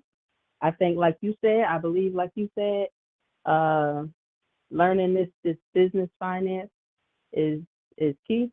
I've been looking into, like you said, how to go about paying yourself. What's upsetting? Like I want to actually pay myself a check. What's upsetting though is you've been doing business since 2014. It's 2026, and you're just saying you want to learn how to do these things. That's upsetting. Yeah. So financial literacy, like you're not going to be able to get understand financial literacy until you first change your mindset. But there's a conflict. There's a conflict there. Just listening to you in your household. You got one person who wants to do one thing, and another person is a person who likes to invest into pyramid schemes, like that type of person. They I do not invest in pyramid schemes. Not you. It sound like that's your husband. And when I say pyramid scheme, I'm just using it as an analogy. He's something like a get rich he's quick follows type trends. thing. He's a trying to find following trends, following trends. So, and you've already expressed you may but like you said, somebody got to be that, and then somebody got to be the person that. Okay, but you admitted to being willing to follow him into the abyss, even though you know y'all need to do better. You've given examples of things that you were against, but you just threw your hands in the air. So at the end of the day, something got to give. And I really don't like. I'm gonna be honest with you. I say it all the time when like these family shit come up, and then because I got to be the bad guy. Because with your husband, you gonna say, "Look, I talked to this Mark dude," and he gonna be like, "I don't listen to him, that old bitch ass nigga. Fuck him. He don't know nothing about what's going on in his household. Why you go up there and talk to him?" He is not good. Yeah, he probably gonna say, "Why you talking?" Yeah, but he gonna say something. But I'm a real nigga, so I already know. I'm not finna sit up here and act like, because I already know when you go tell him. This is why I don't really like the husband and wife, because in his head, man, this old bitch ass nigga don't know. And but he also know that I'm always trying to learn, whatever it is I hear for the you. business. I gotta do it. I hear you, but here's the thing: if you come into my Discord, you're going to get some understanding and some straightening, and you're gonna be excited about these new things you learning, and you're gonna go express it to him. And if he's not emotionally strong enough to accept what's happening, it's gonna be a conflict of interest, and I'm just not interested in it. So you're gonna have to figure that shit. So I'm just letting you know. If it's something that's gonna help us to grow, I'm sure he's not going to be against it. All right. I don't think he'll be against it if it's gonna help us, to grow and get where it is that he want to be, so I can get where it is that I want to be. I'm still gonna follow Mark, but I'm gonna follow with wisdom. And like you said, I'm gonna I'm gonna get this business more structured. Now, just tell me because you're gonna say something, so you're gonna talk some shit. Where do I need to start when it comes to like really structuring this box truck business to make it actually look like a business and run like a business instead of a hustle? Sound like y'all need to start from square one. And what's that? Understanding what you're investing in, knowing what it's costing you to operate. You don't know. You have no understanding. You have no understanding of what you've invested in at all. You still don't even understand what you've invested in as far as the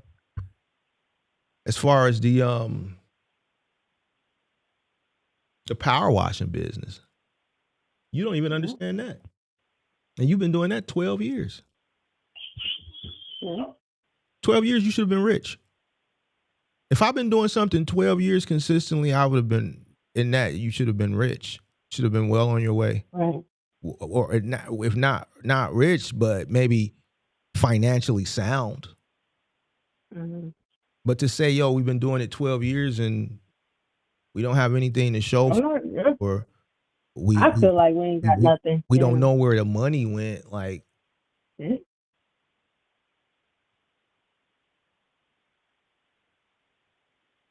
that says a lot without saying much.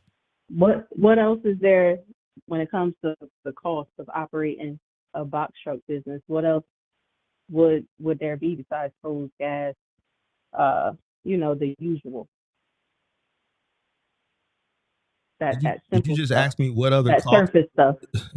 Yeah, whatever cost. And you've been doing it for a year? Food, gas, and the simple stuff. Maintenance, insurance. Got it. Your truck note.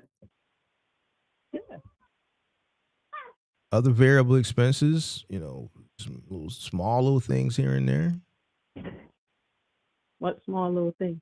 Could be What anything. would be those? Material, those equipment variables? for the truck, dollies, four-wheelers, straps, pads, shrink wrap, tape,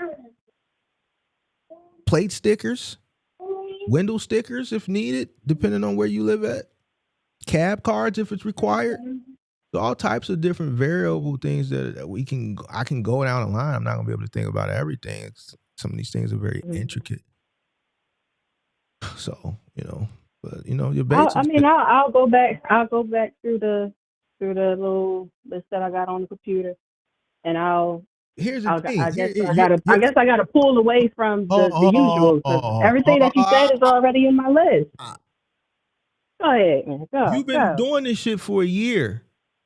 You should know what the cost that it takes to run your business are. You're asking me what should your cost be, and you're spending. No, because what I'm telling you, because I want to see what you say if it matched what I have in my computer. If it matched what I have in my computer, now I'm like, okay, so what else? Ma'am, can I ask you a question? You've been doing it for a year. Oh. No? I can't ask you a question. Yeah, just about a year. So you've been doing this a year. And this box truck is under a business, right? Or you just got it to your name? No, it's under a business. The box truck is registered to a business. Okay. Do you have a business bank account? Yeah. Now be honest with me. Don't lie to me. Tell me the truth. No, I'm not. Well, because how would I get paid? Everything that you need for the business. They don't pay us under the table. Is you gonna let me talk, or are you gonna keep talking? Go. I'm not your husband. I ain't got a problem with you. Okay. So go ahead. Everything that the business spends as far as cost, fuel, tires, maintenance, does it come out the business account? It comes out the business account. All of it. And there's never a situation something that the business needs to spend money doesn't come out the business account. It does not come. Yeah, everything comes out the business account. Let me ask. Then we have credit card. All right, that's all I needed. Let me ask you this. And be honest with me, okay? Be honest with me. Don't lie to me. Go ahead. Do you use the business account to make personal purchases that aren't related to the business? No, I use my credit card. I'm going to ask you again. Do you use the business debit card, the business account, to make purchases that aren't related to the business? No, I use my credit card. Now, if you would have asked me this a while ago, then I would have told you, yeah, I do, and I know I need to clean that up. But no, I use my credit cards. I have a credit card for the business, and then I have a credit card for our personal use. I'm trying to clean up, the bank account and make sure, if we want funding, if we looking for something. I just don't like the way you answered it. I don't like it. Wasn't firm and it wasn't fast, because if it was no, you was like, okay. No, I use my credit card. It's like you had to think about it. Yeah, because you could be a person that's against the credit card. Some people are against using your credit card. So it's not about what I'm against. My credit card. Truth. I don't care about what you think I'm against or I'm about. I need the truth. In order for me to give you the information that you need, I don't give me some bullshit. I need the truth. I'm gonna ask you one more time. Okay. Do you use the business debit card, the business account, to make personal purchases that aren't related to the business? Nope. Hello? No. You said no? Yeah, I said no. I told you, if you would have asked me this, if you would have asked me prior to us getting the box truck, I would have said yes. I used the business account for that. So you're asking me, after a year of operating, what cost should you look for as it pertains to your box truck business, right? I thought you was going to say something different. Hold on. So you saying your books are clean? My bank account. Your bank account is clean? So why ain't your books clean? My bank account is, I don't have, if bank accounts is books, then Listen. I guess, but I was more so look at books like QuickBooks or whatever. Listen. Go ahead. The money that comes into the account, the revenue that comes into the account is from the account that y'all running, the contract y'all running, right? The $4,000. That's the only credits into that account every week, right? Right, but it just got to that 4,000. Listen, the only credits that's coming into that account is from that contract, right? Yeah, that and I guess that and us paying off our credit card. So if wait, stop. That then yeah. Stop. Go ahead. I said credits coming in. It's from the business. Is that contract the only credit that's coming in? Yeah, right now. Okay. I didn't see that back talk shit? It's a simple question. Yes or no? Yes. You got a lot of back talk. I ain't listen.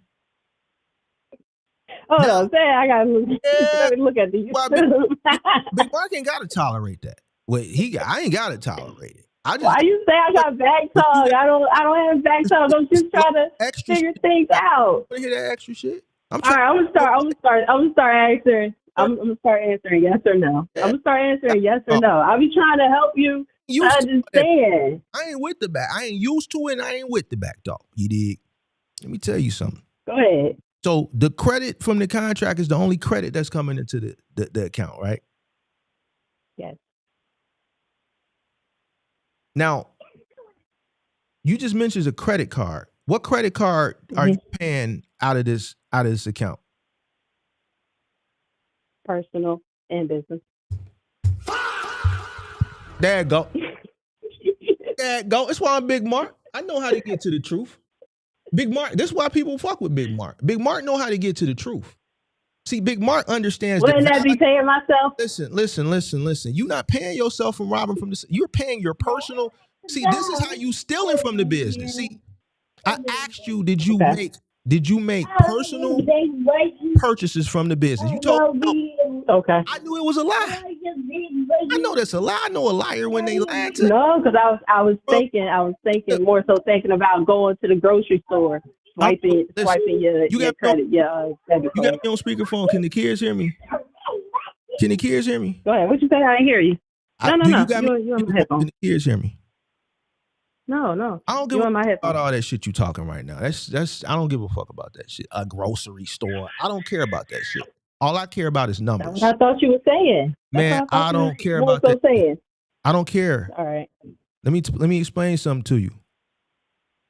Because I asked you, was it money coming out that account that didn't pertain directly to the business? I got you. So the answer would be yes. Okay. Yeah. I don't think that was a lie. It was a communication thing. Here's what you're doing. Instead of you using the business debit card for each individual purpose, you using your personal credit card for those individual purposes and then paying the credit card off with the debit card. Yep. So it's the same thing. Why you just keep it a buck with Big? No, because Big Mark got to dig. Because Big Mark knows you. Big Mark, I know where to go. People been watching me for a long time. They know Mark gonna get it. I'm gonna get it about you. I'm not no middle American. You getting it out of me, and you helping me understand more. Huh? I said you getting it out of me, and you helping me understand more. Because I did my whole goal for this year was just to clean up the bank account. Like I said, years before I was just using the debit card, like you said. That's why I was like, oh no, I don't shop at ShopRite or go, wherever. What got to do with anything? I don't think we got to swipe the card. But now ShopRite. What does that got to do? I was gonna say I don't buy groceries. I don't go to the grocery stores and use the debit card, but I do. Ma'am, what does any of this have to do with the credit card? None of this has nothing to do with nothing. Trying to make the bank account look clean. What the hell are you talking about, woman? None of this got nothing to do with nothing. None of this has anything to do with anything. Do you understand what I'm trying to tell you? Mm-mm. No, you don't. No. But I do understand that, yes, yeah, you know, that is personal use. That would be considered personal use. But would that That's not would that considered. be? That's not considered personal use. You know what that's considered? Mm, Commingling funds. mm-hmm. Okay, I ain't look at it that way. Okay, Okay. You know what? I think That's a great answer. I think I was Now, this is more what I so. want you to I think do. I was more so That's a trying great to make answer. it not That's a look great that answer. way. I want you Yeah. to tell the IRS that. Tell them Yeah. I didn't look at it that way. See, Yeah. I can be like, okay, let me see how they tell them that. Hmm. Ooh, you sassy. I see why. I see Now you why. know. I see Now, what's now going on. you know I'm not. I see Now what's you know going I'm not. on. Oh, Why? I see what's going on. I see what's Why going am I on. sassy? Why am I Yeah, sassy now? you got That's a lot of we go lip. down You even got better. lip. You got lip. Don't even. You got Don't lip. even matter. I I'm see not. what's going on. I You ain't got gonna. I ain't lip, gonna and claim he ain't got sassy. leadership. Lip, no, too much lip, and not enough leadership from a logical perspective. Yeah, he shouldn't watch this. He shouldn't watch this. Don't give him this link. Big Mark gonna call it what it is. That's why this is what it is. Yeah, you got a lot of lip. Mm-hmm. Yeah, man. Yep. So, man, y'all robbing from the sustainability of the business, like I figured, and that's why y'all in the situation y'all in. That's why y'all got a 12-year trailer washing business that you don't know where the money went, and a year in this business you don't know what's going on because you're not accounting for anything. How can you see? How can you grow and see success when you're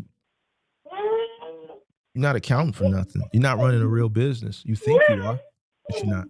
No, I don't. I don't think I am. I don't even call it a business. So I did. I never called it a business since we started. I said when we get to a certain level, and we not, whatever. what's Then that look like? What that level look like? all right, let's say with the wash truck, that level will look like for me at least us having about 10 wash trucks out here right now on some land. Of course, he want to have his plot of land where he's washing. So you want 10 trucks to wash trailers, to wash trucks? That's what it would look like to me. That to me, that's a bad business model. I don't know. Mobile truck washing.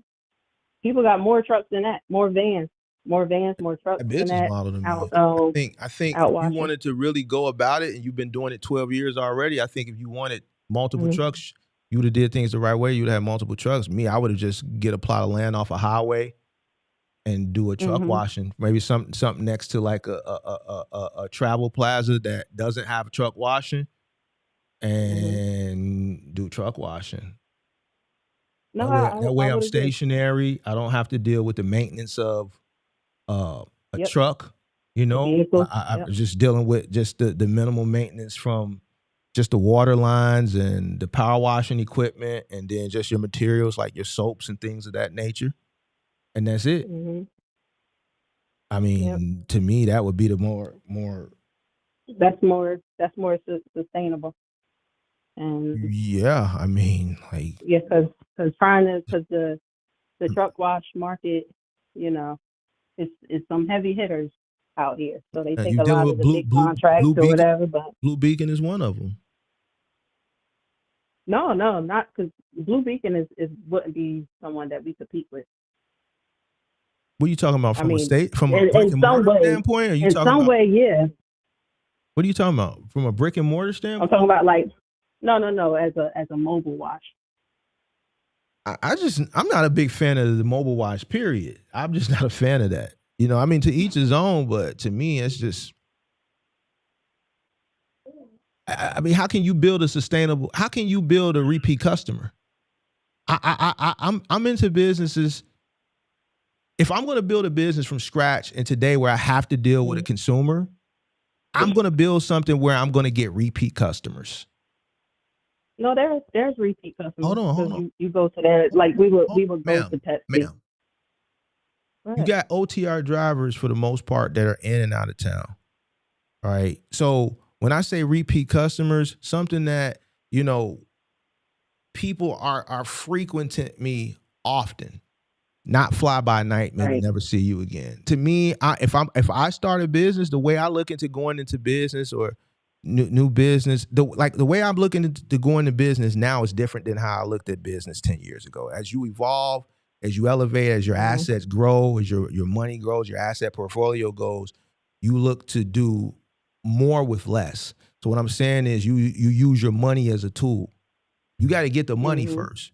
You got to use your now. Once you get the money, you can use your money as a tool. I'm not doing anything that involves people at this point in my life. I'm done with people and the problems with different personalities, having to deal with different personalities and stuff, because we did that already. We got to a certain point. Now we can use the tool that we work to get to make more money.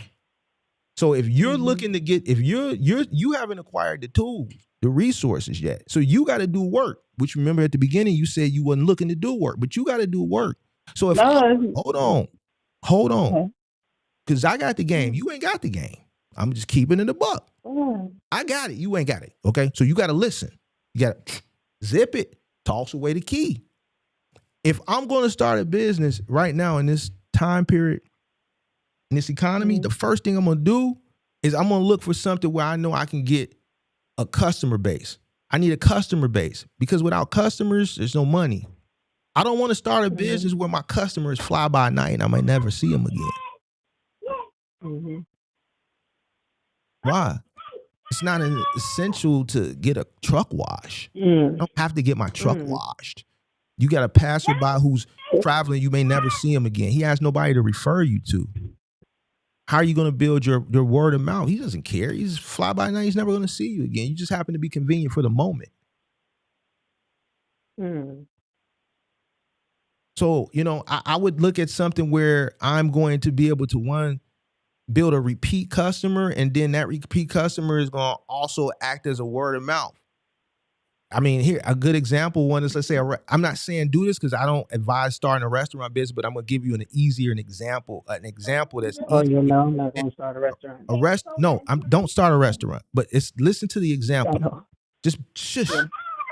A restaurant, let's say a person comes, you provide a service, you provide a good, the meal, they enjoy it, they come back, and they act as a brand ambassador for you by spreading the service and the quality of the food, and then other people hear that and they come in and then they spend money with you, and then they do the same thing and they do the same thing. So now you got a tree branch of all these people that came from one person, and all these people are repeat customers. They may frequent your business maybe once or twice a week.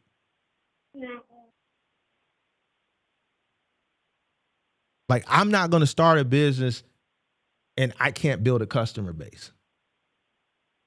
That's probably one of the main contributing factors, outside of the fact that y'all haven't done anything that y'all were supposed to do, but why it's been so hard for y'all to grow that business. No, I can agree, because the first, of course, the first few years was tough. Of course, we didn't have a customer base, but the power washing, it does kind of work like that. But like you said, these trucks, they're on the go constantly, So people go out and they tell people use them. Here's how I would look at it. I'm not just going to tear you down, I'm going to build you up. If I got into power washing, I would power wash something that's more stationary, I should say. If you got a truck, instead of focusing on power washing mobile vehicles, I would build a clientele of stationary business, property, commercial property, power wash the sidewalks. Downtown, they love clean sidewalks. They'll pay for you to power wash their sidewalks, get all the gunk, the gum, the homeless stench, all that shit, right? Sidewalk concrete, over a period of time, it starts to blacken. You whiten it up. Homes, people's garages, people's sidewalks, commercial property sidewalks. I would look at that equipment, and I would have been transitioned See, this is where business comes. See how I'm a business person? See how I can take your shit and give you an idea on where you fucking dropped the ball and where you could be making more money? Because here's the thing, if you gonna deal with the stationary, that person's gonna call you back every April, every May at the beginning of the season. Oh, like that? Right, but I mean, at some point in the timeline, we did have repeat customers. We had contracts with construction equipment and What like happened? other like businesses. What happened? What happened? Yeah. Oh, let's see around what time? Yeah, it had to be around that around it, you know, as businesses, as things go down, business, like you said, it goes back to what I said. It goes back to what I said. If I own a home and you do a good service at an affordable price every April, spring cleaning, when I'm getting ready to plant my flowers and get my grass ready, I want my sidewalk to look clean too. I live in Chicago. You live in Jersey. Salt, the debris, it's the mush from the winter. I need it power washed. A house is stationary, ain't going nowhere. It's not dealing with the ups and downs of businesses here today, gone tomorrow, or trucks traveling that you ain't gonna never see again. If you got the equipment already, you should focus on something that's more stable and stationary. But even with me giving you that, anybody that's listening to this that's got some knowledge, it's like, you know what? He right. But you still want to be combative. I don't care about what happened because why do you think I'm combative? I'm just having a conversation with you because you're saying you got to have repeat customers. So I'm just trying to tell you. Okay. We did have repeat customers. No. But you had contracts. They were from stuff that was mobile. I'm trying to give you a trying to change your mindset. Go ahead, talk. The businesses that we had contracts with, their trucks was there every weekend. You keep talking about trucks. We would come. I'm talking about stationary customers. I don't care about trucks. That's why I would. They are New Jersey, like they're New Jersey clients. They're here in New Jersey. We go to their business. Yeah, you're right. You're not getting it. You're not getting it. Man. I don't care if they were in New Hampshire. They're mobile. I keep saying stationary. They're mobile, but their trucks are here every weekend. Really, they're here all throughout the week. They're a mobile vehicle. They still move. Yeah, I know. Let me explain something to you.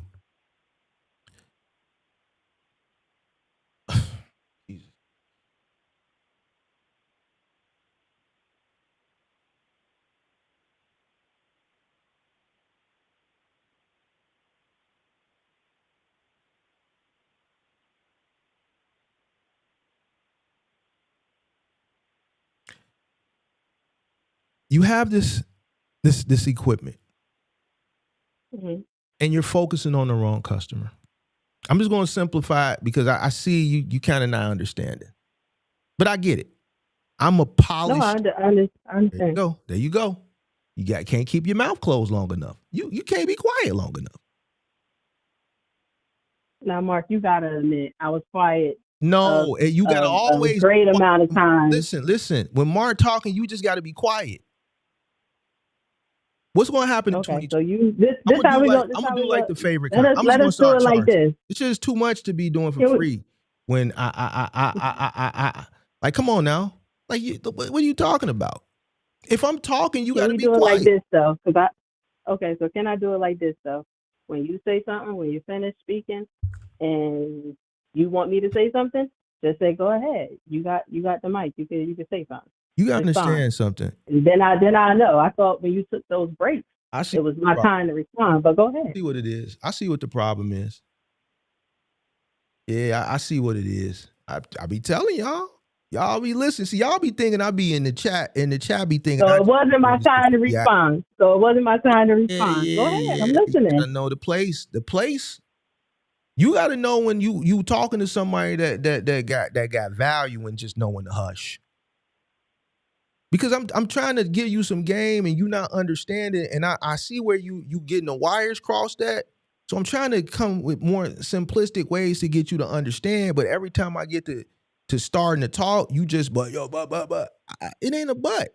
I don't give a but about a but, because none of that but means anything, because there's nothing, we see nothing. There's nothing been accomplished in all these years. I'm taking what you already have, and I just gave you a totally different business model where you would see more success from, but you're not listening. I could easily took that and say, you know what, there's a link, click it. You need to book an hour and it's going to be $400. Because what I just gave you is common sense. I'm not chasing shit that's mobile. I'm not chasing construction. If I got a construction that's got cement and that bitch is working, I'm not going to stop that bitch from working for you to come power wash it. If that shit is on a contract on a goddamn expressway, I'm not finna stop it working on $1 million project to tell you to come wash it. I don't give a fuck. It's a construction. Let that motherfucker be dusty and dirty. That motherfucker is earning. It's not there to look pretty. The more dirty it is, the more it looks for a person who understands the business. That motherfucker making money. The cleaner it is, that motherfucker ain't making no money. What are we talking about? I'm looking at a customer. If I had that piece of equipment and I was struggling with it, I would transition that into stationary. What do homeowners do? They value their home. What do business do? Somebody said in the chat, you see gas stations getting power washed all the time because of spillage. What are we talking about here? Do you want to talk business, or what do you want? What do you want? Because we can talk business all day. There's no way I'm going to have a power washing vehicle and focus on mobile vehicles. I'm focusing on stationary things, homes, businesses, gas stations, corporate businesses, homes, garages, parking lots. This is a customer that's going to repeat. They're going to come back. They're going to come back. They're going to come back.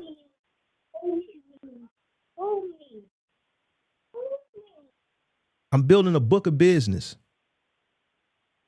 How can you build a book of business with something that's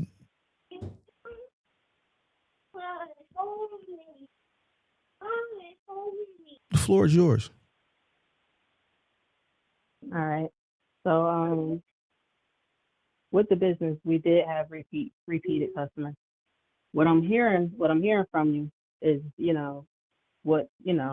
I hate to say we're trying, but that's what we were trying to do at a certain point. When everybody, like you said, the wash is the first thing that goes from the budget. I don't need a wash right now. My income is low, so I don't really need the washes right now. Y'all can keep them. And I think it's the same thing with homeowners and gas stations and things like that. But what I'm hearing and what I can agree with and what I can say that we did try to go that route at a certain point in time is diversify the business. Don't only do mobile wash, but also do, the commercial washing of the buildings and the residential washes and things of that nature. Cool. I mean, I pretty much said the same thing. With a focus on. Go ahead. No, I was just speaking in agreement with you and just kind of letting you know that, we did try those things. We tried those things. Well, I think it's opportunity. It's not power washing is not something, I'm interested. Suits my fancy, but I just think, 12 years I think you could have built a nice little book of business if you would have applied yourself and, like I said, diversified, focus on more commercial stationary businesses, because those customers are going to be more repeat, especially gas stations, because they have spillage all the time and they have to clean that up. So that's a half versus a want. A mobile wash is more of a want. Yeah, you want to be cleanly, but a truck is a work vehicle. That's not like having a G-Wagon where, you at the hand car wash twice a week. You got a $200,000 SUV Yeah, I'm at the hand wash. I'm paying $50 twice a week. A truck is a work vehicle. It's not, you don't have to spend that much time and care on the exterior because it's working. It might, if you got the time, okay. If it's just overwhelming because you've gone through a market and the roads were salted and you went through a storm and there's salt all over it, now you're in a warmer market and every other truck is clean and you're on the road with salt everywhere, then yes. But if the truck is working, it's working. Something, so your customer is not, whereas like if you deal with stationary shit, like a gas station, what do we know about most of these gas station owners, these Indians and these Arabs? They own multiple gas stations. They just don't own one. Another thing with customers' homes are, you do their sidewalks, they may want you to power walk their porch. They may want you to power wash their garage. They may want you to power wash their siding. If it's not a brick home, they may have their siding starts to get dirty over a period of time. These are up sales. These are up charges. How many up charges can you do for a mobile truck versus a home?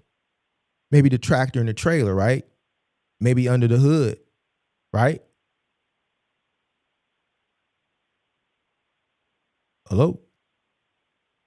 Yeah. I was just waiting for you to let me know. I'm asking you. Yeah, like you said, the upsell would be the hey, let's, wash the trailer, let me wash the trailer. Nope. Hey, your engine dirty. Hey, let me put some tire shine on.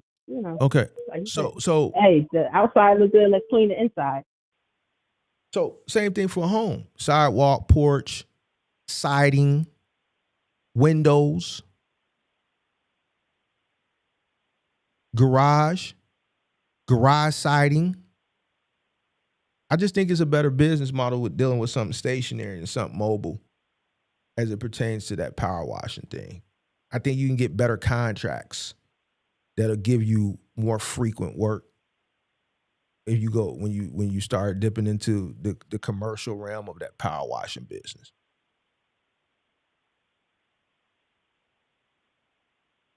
Just basically talking to you is a lot of things that I've been able to discover. Obviously, you're robbing from the sustainability of the business.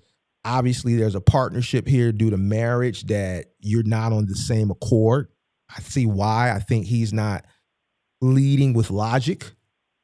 And I think, you're passive, aggressive.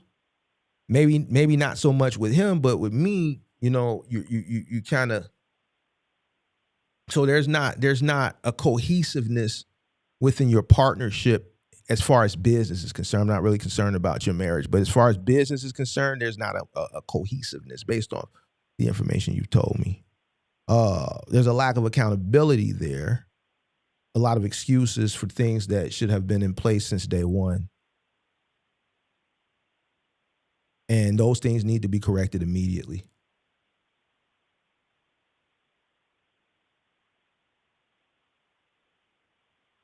I agree. So this is the way we I don't agree with you saying that on passive. Maybe I am passive aggressive. I don't agree with it. It's calling me sassy. I ain't sassy.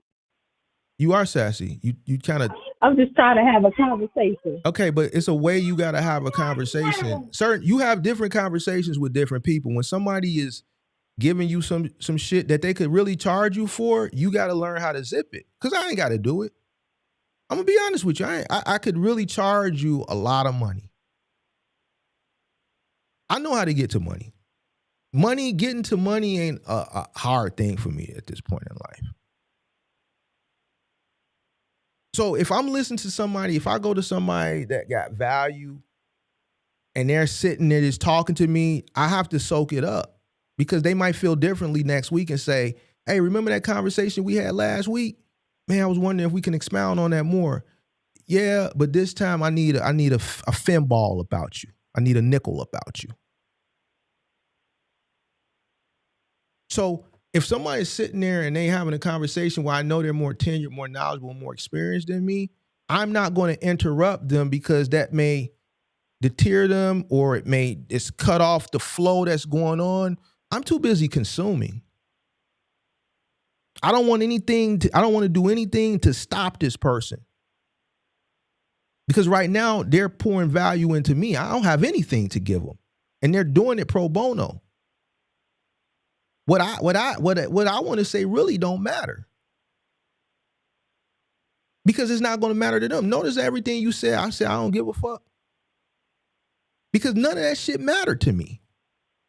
The only thing that matters to me is the numbers. Does it make sense or it don't? I don't give a fuck about none of that shit. When you went to talk about the grocery store, I don't care about none of that. Only thing I'm concerned about is the numbers and does it make sense or not from a numbers perspective. That's it. Anybody that knows me in real life, anybody that's been watching me for long enough will tell you, bro, Mark don't give a fuck about that shit. Do the numbers make sense? If the numbers don't make sense, all that extra shit is just extra shit. The reason why you in the situation you in and the situation that a lot of people that are like you in is all because the numbers. The shit just don't make sense. The shit we talked about last night as far as the repo, you know why so many Americans getting repo? Because the numbers didn't make sense when they signed on the dotted line. They did some goofy shit. They found a reason to justify them being able to buy a car that they couldn't afford by extending they term out for 144 months, 84 months, 96 months, dumb shit. Everything as it pertains to business boils down to one thing, numbers. And for some strange reason, everybody that calls himself a business owner that I come across, as far as especially black motherfuckers, don't want to do the numbers. They make up all the other excuses for everything in the world that don't got shit to do with shit because the only thing that matters is the numbers. You want to get money. Money is a number. $1. $1. The one is a number. $10,000. That's 1 0 0 0. How you want to get to the mugger if you don't do the numbers?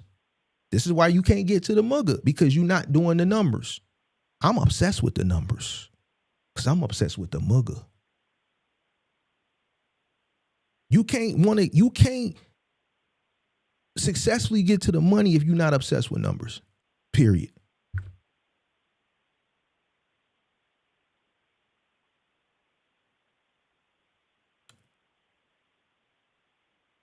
You want to say anything? Yes, yes, sir. You said no? See how your attitude changed? I said yes, sir. I didn't say no. I said yes, sir. See how I got you together? See how you see how you cool now? I say yes, sir, to everybody. I say yes, sir, out of respect. I say yes, sir. You weren't saying yes, sir, at the beginning, and you wasn't patient, nor did you allow me to get my thoughts off. But now you responding to Mark with a level of respect. You patient, and you allowing me to get my thoughts off. And I thank you for that. I appreciate that we accomplished something. So now I'm going to extend you an invitation. If you still want to come into the Discord, you're welcome. But I'm not like your favorite people. I'm not going to kiss your ass because you're a subscriber. Like I don't care. I'm going to give it to you how I give it to you. And it's just going to be what it is. It's going to be the truth. If you got bullshit, I'm going to call it out. If you can handle that and you want some real game, then you can still come into the Discord. If you think this is rough and harsh, then it's probably not for you. What's your thoughts, man? Your final thought? I don't think it was harsh. I just was trying to speak so you could like fully understand where it is that I was. I appreciate. Go ahead. I understood everything. I understood everything from the moment you came on. I just prolonged it because I wanted to get more information about you, and I knew you wasn't going to be 100%. I knew you was going to try to finesse certain things like you did, and I knew I was going to have to break it down. I knew once you called in that you was going to be the only call that I took. I knew I wasn't going to have time to take another call.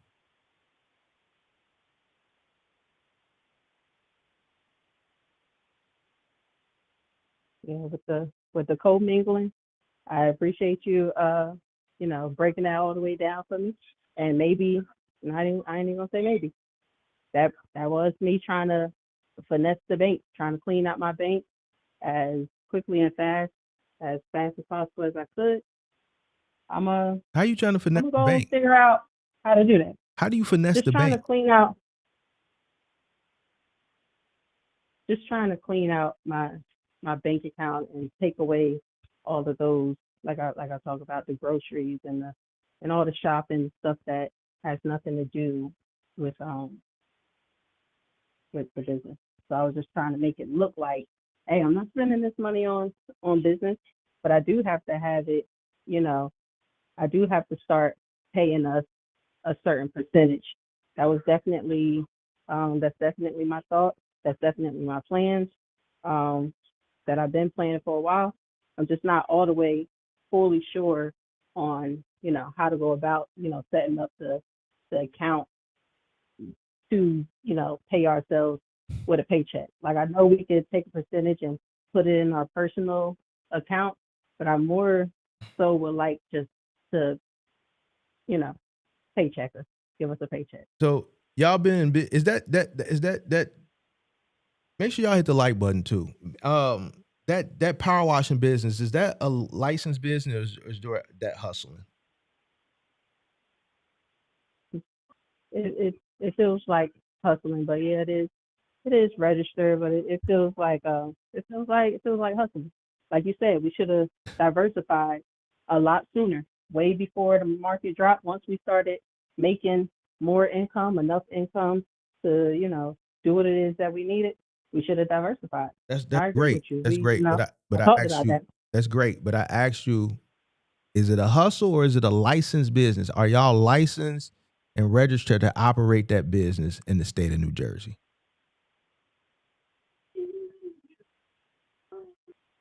We are. Okay. So with operating that business for 12 years and then being in a box truck business where you operating a contract, do you have your own motor carrier authority or y'all leasing on to the Indians? We're not leasing on anymore. So yeah, we have our own authority. So you got your own authority. So for a person who's been operating legally for 12 years, and you pause a lot on these questions. Because you got to remember we are on a public platform, so Did I ask you the name of your company? Hold on. Did I ask you the name of your company? Did I ask you any personal information as far as your MC or DOT? Did I ask you these things?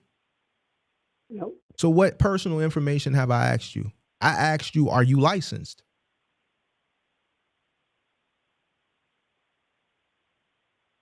We don't even know who you are.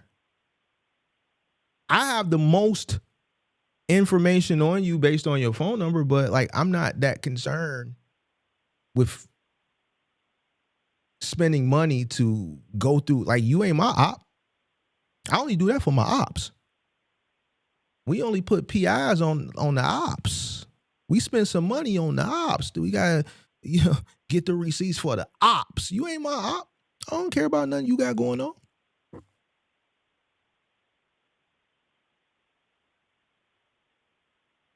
So me asking you, are you in almost 4 years of doing content,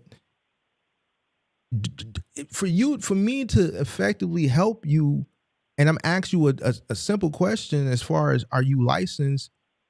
Do you have your own authority? Like don't you think that's some information I need to know? What is, I don't understand what the secret is.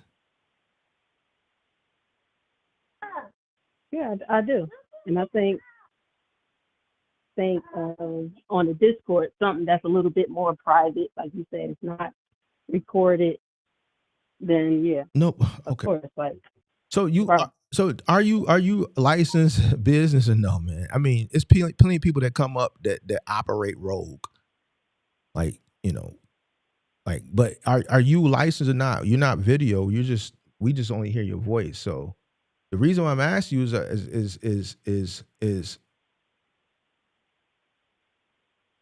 to kind of further understand what's going on. But you're saying you are, right? So I'm just gonna take your word for it. I'm not, because I can't keep you want to play games, mind games and shit. And I just, my head's starting to hurt. So I'm gonna say this. Since you said you are in both aspects, it's unacceptable because a business person should understand their operation costs and their numbers from day one. So until you start treating this thing like a business and becoming disciplined and sacrificing, you could be doing this male thing for another 12 years and see the same results that you saw for the power washing in the previous 12 years.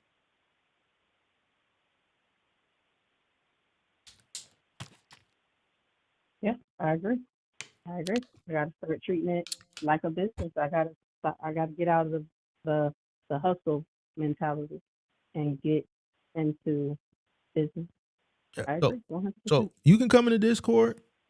This is logistics, so it's not dainty. You're in it. If you want to have these conversations, you want to deal with the realism, the realistic shit, and have a real conversation, and understand that you not have been operated, and take the harsh criticism so that you can get the value, and it's not gonna bother you. Then you're welcome. The link is in the description below, and we'll see you when you get in there.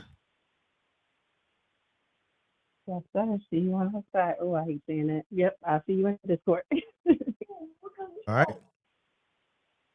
All right. Thank you so much. All right. All right, guys. It looked like I'm gonna have to fight at the gym.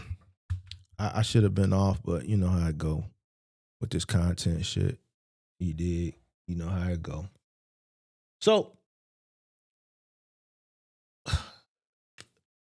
good show today. I got a headache, man. I ain't finna lie. I know I said I was gonna come into Discord. I might come in there, bro.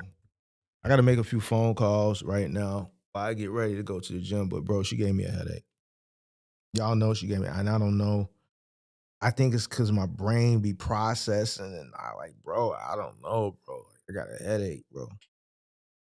Shit, man. Damn, bro. I don't know, y'all. I don't know, man. I don't know how much longer I can do this shit, bro. I'm just being honest with you. The older I get, I'm patient, but it hurts, bro. My brain, bro. Like, it really hurts my brain. And, I don't know. We might have to put up another wall, bro. We might have to. People gonna be mad, but y'all motherfucking head ain't hurt. My head hurt. Shit. This shit hurt my head, bro. My shit stopped right here. Like right here. It's just like boop, boop, boop, boop. Like in this little area right here. That shit hurting, bro. Tweaking. And then we've been getting a lot of new women to the channel lately, bro. We didn't talk to more women in the past couple weeks than we talked to in 4 years. Is that a sign? Do we need to look into that? Is that more women coming into the space, or is the algorithm pushing Mark to more women? Now, I ain't gonna crack no jokes because she married, so I'm gonna keep my jokes to myself on this one. What's going on? Is it Mark, or is it Mark? Or is it you dig what I'm saying? Or is it because the lady was in here last week, she was thirst trapping. Remember the lady last week? I seen her in the chat. I was just ignoring her. You dig what I'm saying? I seen it. I'm like, where's this lady going crazy in the chat? Talking about, ooh, I love when Mark come on. I be thirst trapping for Mark. I seen it. I just ignored it. What's going on, man? Is stuff out there, man, for the y'all ain't that this nigga?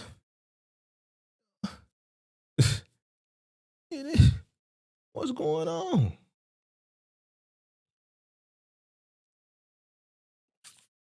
I know. They like this nigga aging good. I know. I know they had to roll over and look at. It worked both ways. Now it worked. It worked both ways. He did. Yeah, and then the lady yesterday said she liked the way I stare at the screen. And the lady last week was sending super chats to get my attention, talking about she was thirst trapping. I don't know what's going on, man. I don't know, bro. I don't know. I think a lot of these women, they realizing like these single black women that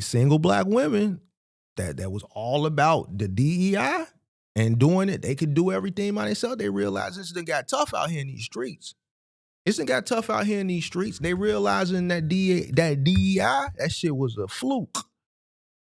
Yeah, they thought they could do it on their own. I don't need no man. Now all of a sudden, I don't know. I don't know. Something is different. Something's going on different. I know the cost of living is high. I know it's high. But y'all was doing it. What happened to doing it on What happened to doing it on your own? Is that what it is? We're gonna do a little bit of research, man. We gotta see why we getting so much traction. We gotta see why we getting so much traction. Don't let me find out. Don't let me find out. Don't let me find out. Yeah, then the other lady wanted to fly Big Mark. Come on, Big Mark, you can't. Oh man. Oh man. I think I know what it is, man. I think I know what it is. I think I know what it is. I think I know what it is. Man, I'm gonna tell you, man. It's rough out. It's rough out here, man. It's rough. I've been telling y'all, man. Like,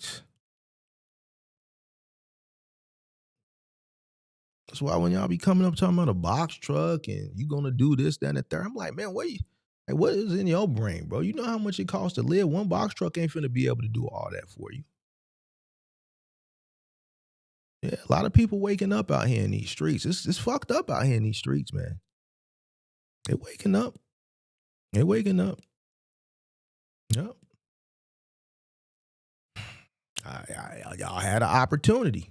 Like it was like when listen to her 2014, bro. That's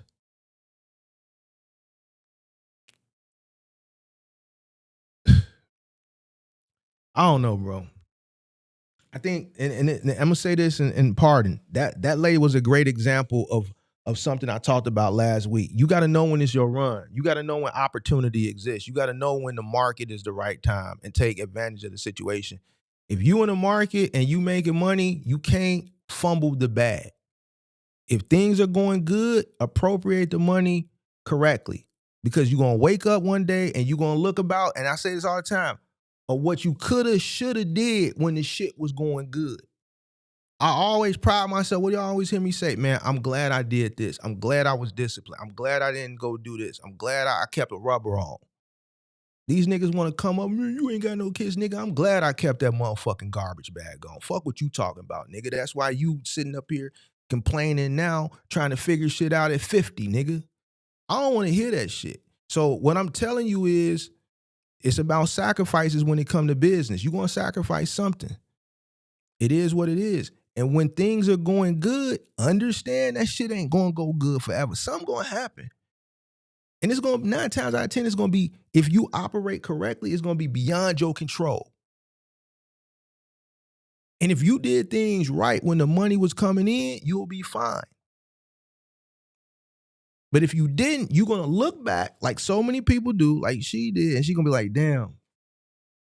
We was making money in 2014, 2015, 2016, 2017. Then when you look at the cost of assets in any market, real estate, stock, whatever, your buying opportunity, your buying window ran simultaneously while you were getting to the bag. And now that things have went in a different direction and the bag done slowed up, you think about all the things that you could have did. I talk about it all the time.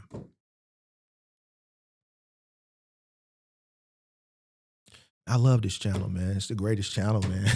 It's the greatest channel, bro, in the box truck space. Listen, hands down, it's the greatest channel. On that note, man, I'm out. Peace.